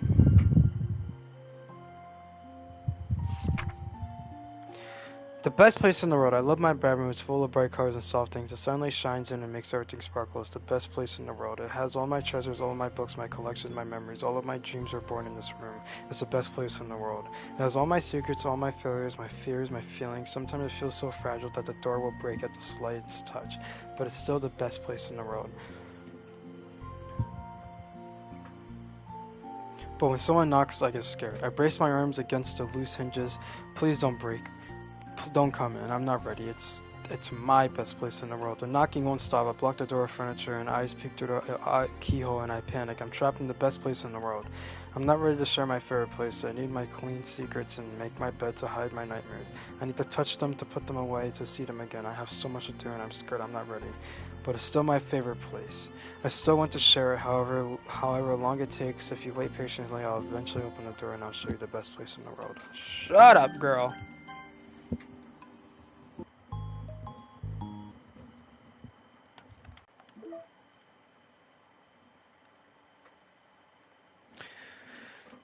Two more to go. It's our girl Yuri. This is one I really do want to go through, but I'm not really exactly in the mood.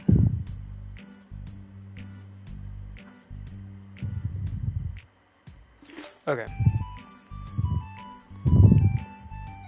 Reflection begins in the literature club with Monika chatting with Yuri about her fantasy books. During the conversation, Yuri remarks that Natsuki will eventually grow out of manga.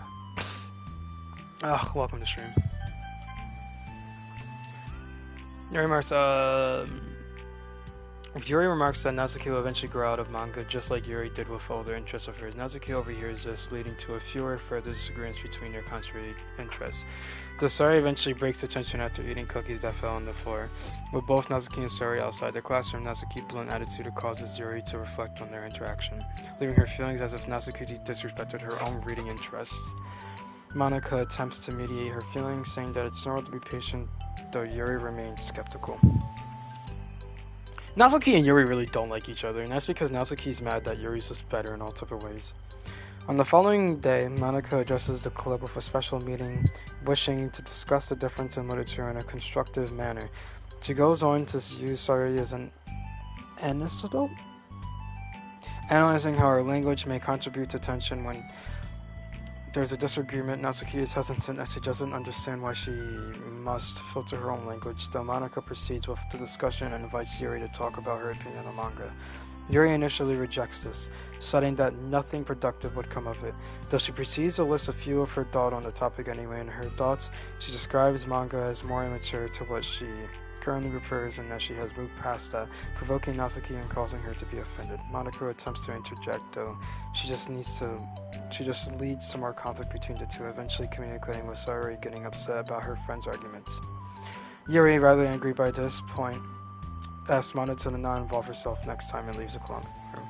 Similar to the previous day, Natsuki reflects on the interaction, believing that Yuri is acting too condescendingly to her and that there is no need for further discussion. Man, there's so much reading and I'm really not a good reader anymore. Man.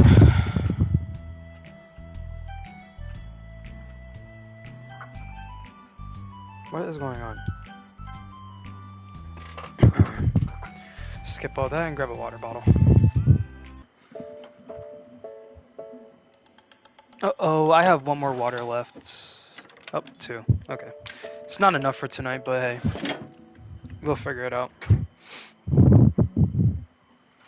Let me chug a little water. Ugh. Okay. Part 2.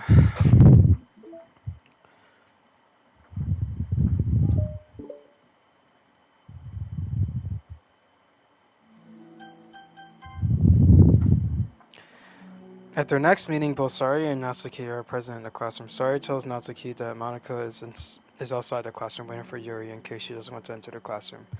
Natsuki fails to understand that Yuri can't control her feelings and would rather wish that nothing ever happened. Natsuki expresses her dislike for Yuri's attitude, but also confides with her that she always seems to get into conflict with everybody. Yes, you do. And considers herself being a problem rather than Yuri.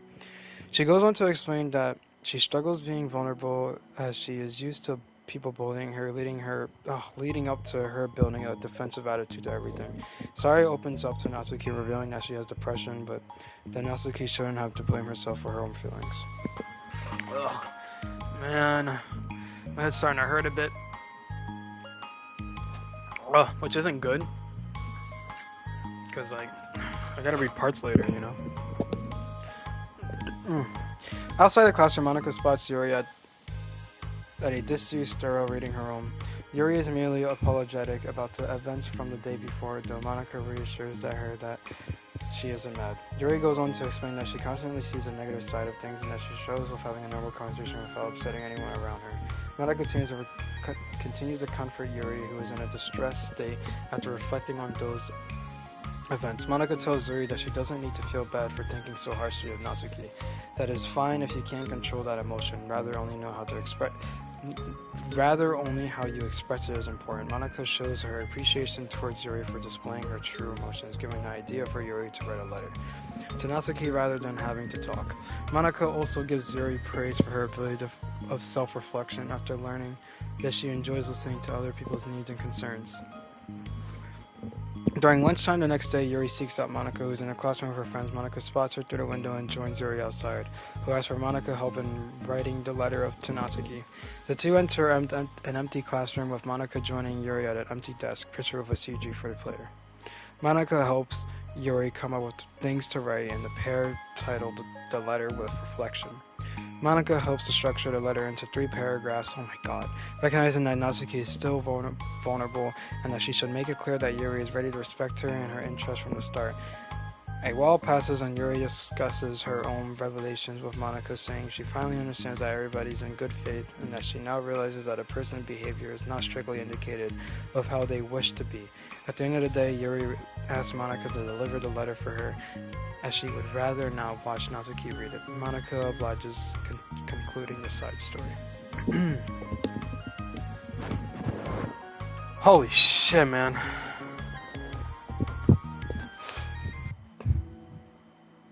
Hope I'm not getting sick from reading.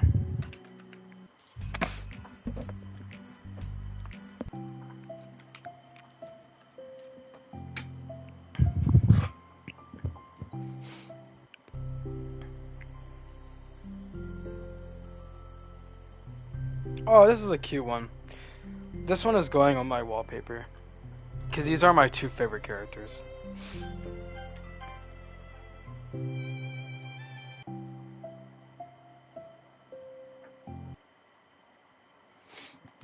That was cute. What is it? What is it?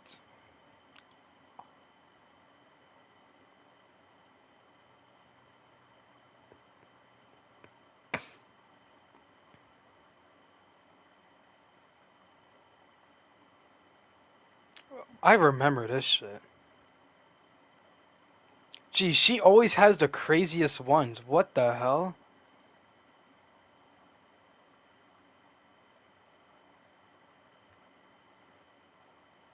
Oh, I was trying to say it was about Turgo. Today I cut my skin line for the first time. It was exhilarating. I think I understand how pain feels now. I'm supposed to have the responsive one though, so I don't think I'll be doing it again unless I decide to kill myself.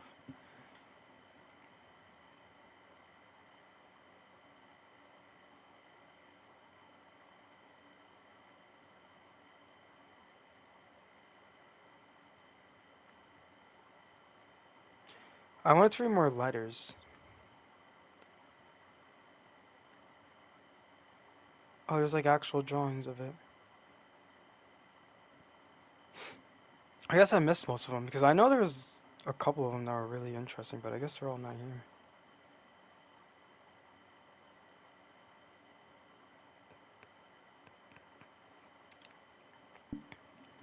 Well, anyways, we're done with reflection. Self-love is our last one, and obviously it's with Yuri and Natsuki.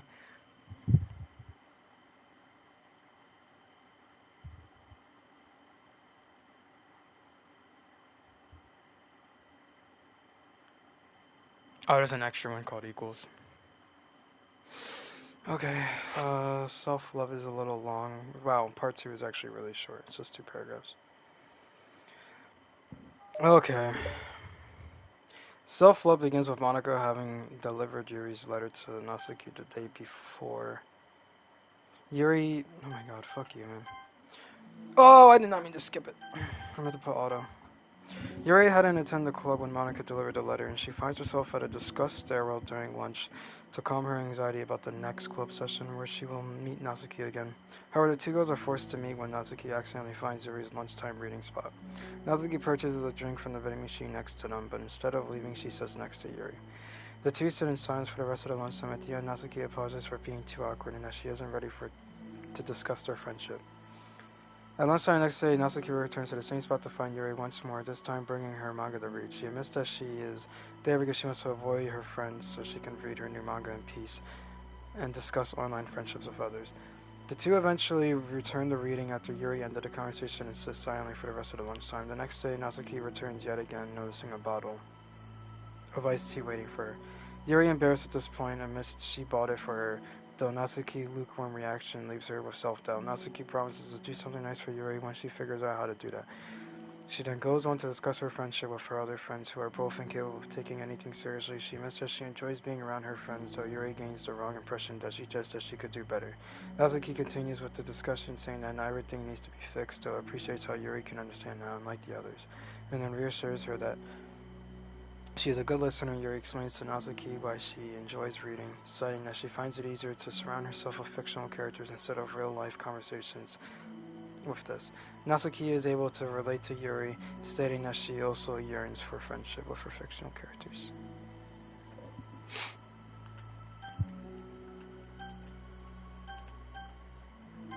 Part 2. Natsuki once again returns to the stairwell at lunch, though this time she is slightly later after being with her other friends. This time she has bought a box of homemade cupcakes with her, intending to share them with Yuri.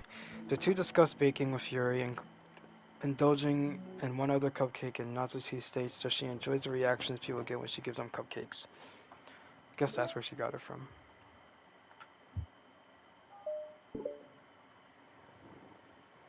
The conversation returns to Natsuki's friendships, with her admitting that she is thankful for Yuri's presence as a space to avoid her friends.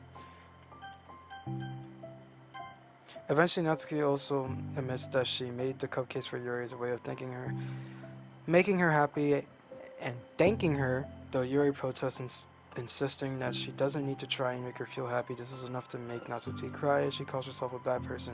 Natsuki expresses her own self-deprecating thoughts, saying that she feels bad when Yuri is too nice to her, since she believes that she doesn't deserve such gratitude. She brings up the letter Yuri had written for her in reflection, saying that she only wanted to do the nice things Yuri had written all about, but felt that she was being too much of an inconvenience. Yuri responds by relating to her tendency to overthink situations, which would lead to self-deprecating thoughts of her own, and explains that she wrote the letter as it pained her to see somebody else struggling in the same way. Yuri says that being able to reflect on her past mistakes, making Natsuki a good person. Natsuki admits that she's stuck in a toxic friendship with those two girls, and she's finally found the courage to end it, thanks to her talks with Yuri. On the next day, Yuri returns to the stairwell to find Natsuki there. The two continue to have light discussion about read their respective books. After some time, Natsuki finally admits to Yuri that she broke off her friendship with her old friends. After circling around the idea during the discussion, explained that she feels lost after doing so. In the moment, Natsuki experiences her first panic attack, and Yuri, who has these before, comforts her through it. Eventually, with Yuri's help, Natsuki calms down and is reassured that she isn't alone. She feels tired afterwards and rests her head on Yuri's shoulder, which is pictured in a CG. With Yuri being able to give Natsuki something to look forward to, she finally admits that she had tracked Yuri down at the stairwell in the first place with the help of Sayori, and that she was way too shy to discuss the contents of Yuri's letter with her. Yuri reassures her once more, concluding the side story. Oh, so much reading.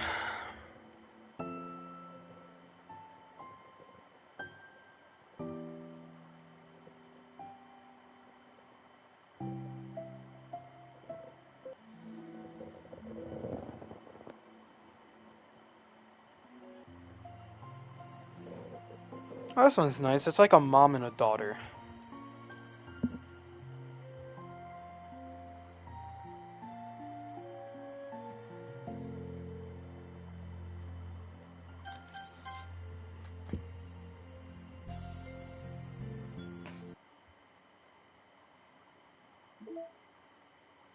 Equals is the last one, and I don't think Equals is long.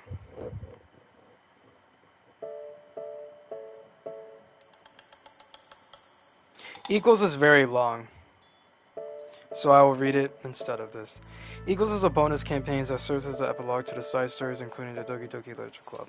The focus on all members of the Literature Club is a separate timeline to Doki Doki Literature Club, and is unlocked by completing all the other 6 side stories. Okay, whatever. Equals start in the Literature Club with all 4 members present. Okay.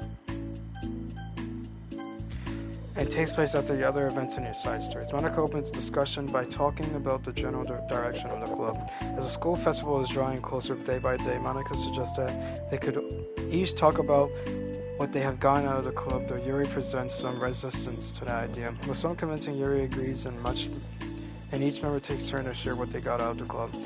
So Yuri starts off by sharing that she initially thought of the club as a place to express herself through writing, without feeling like burdening anyone with her problems. She highlights... Okay, I only care about Yuri's, I'm not gonna lie. Yuri continues from Sayori, saying that she likely wouldn't have stayed in the club if it wasn't for her. She recalls that she first joined the club to find like-minded people who were into fantasy books like her. Though she was taken back by Sayori's personality, she explains that with Sayori's help, she was able to understand people better, and that she was always hated how she couldn't make new friends before. She reasons that the literature club, she was able to recognize that her habit of overthinking was self-destructive, and that she was only benefited from her experiences with the club. Okay, yep, that's all we really care about, honestly. We don't really care about Monica or Natsuki, so...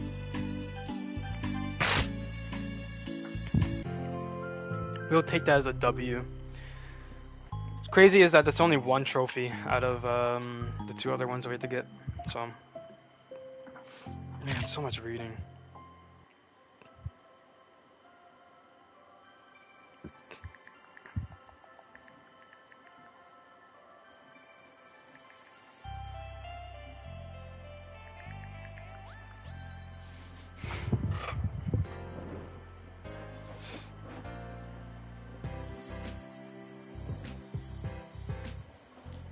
Woohoo!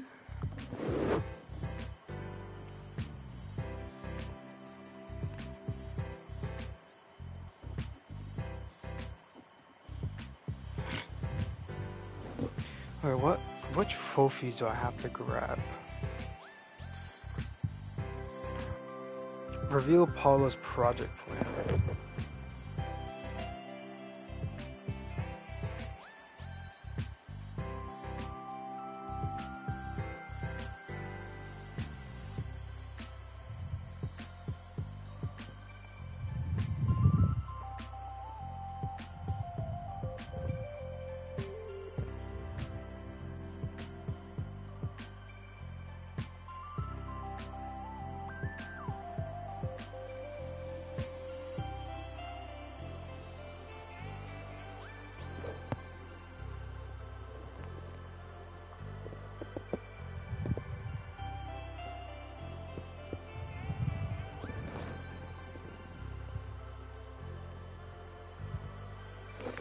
This may be the most confusing trophy in the game, however, if you already know where to go and what to do, you can just go straight to it and unlock this trophy.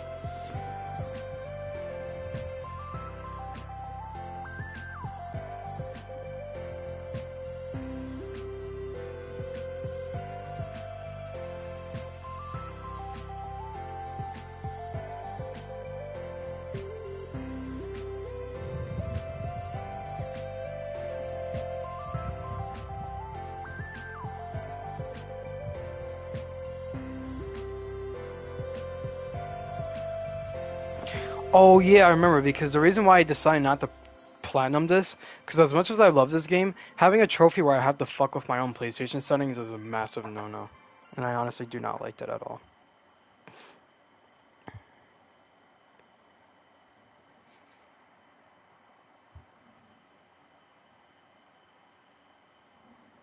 Yep, we got that trophy.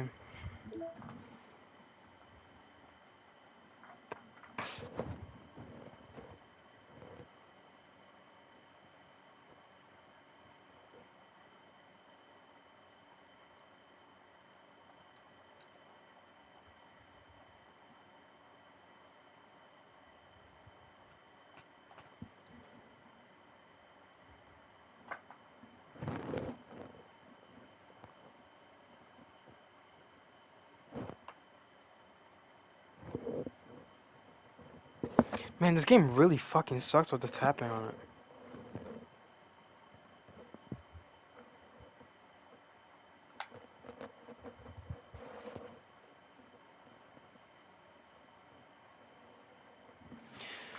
Okay.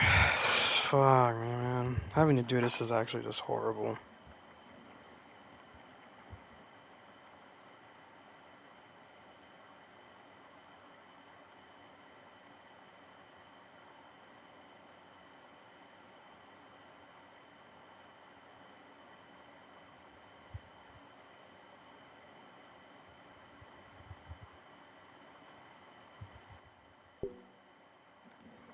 Why is it not working?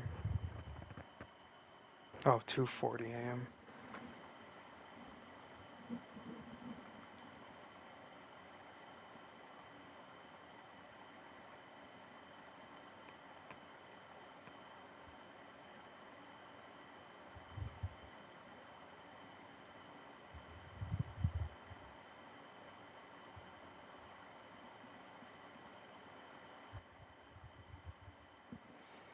Just for this, honestly. It's like, this is weird, man.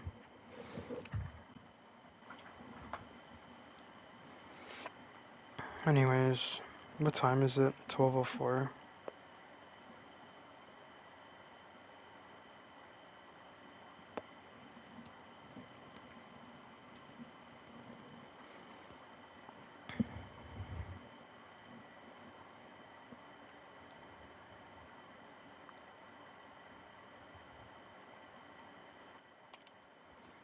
Alright, one last trophy.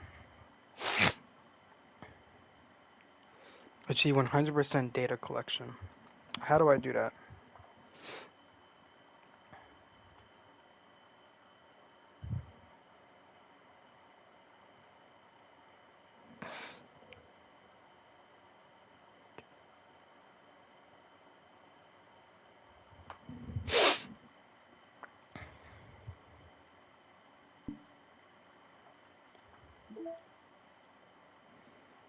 So I need to go through all the music.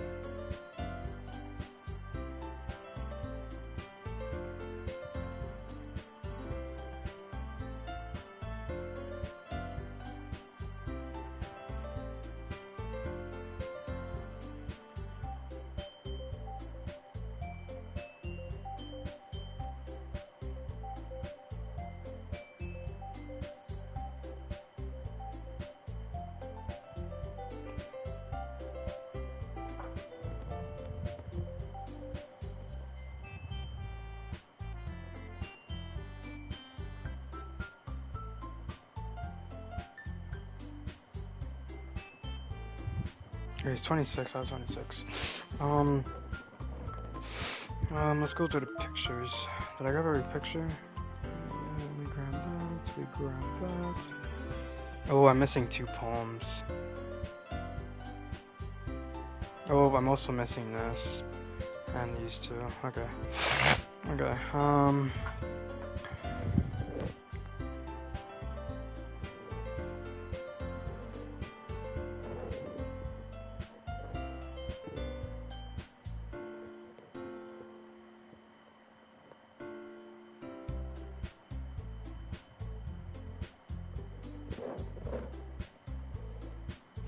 welcome to stream.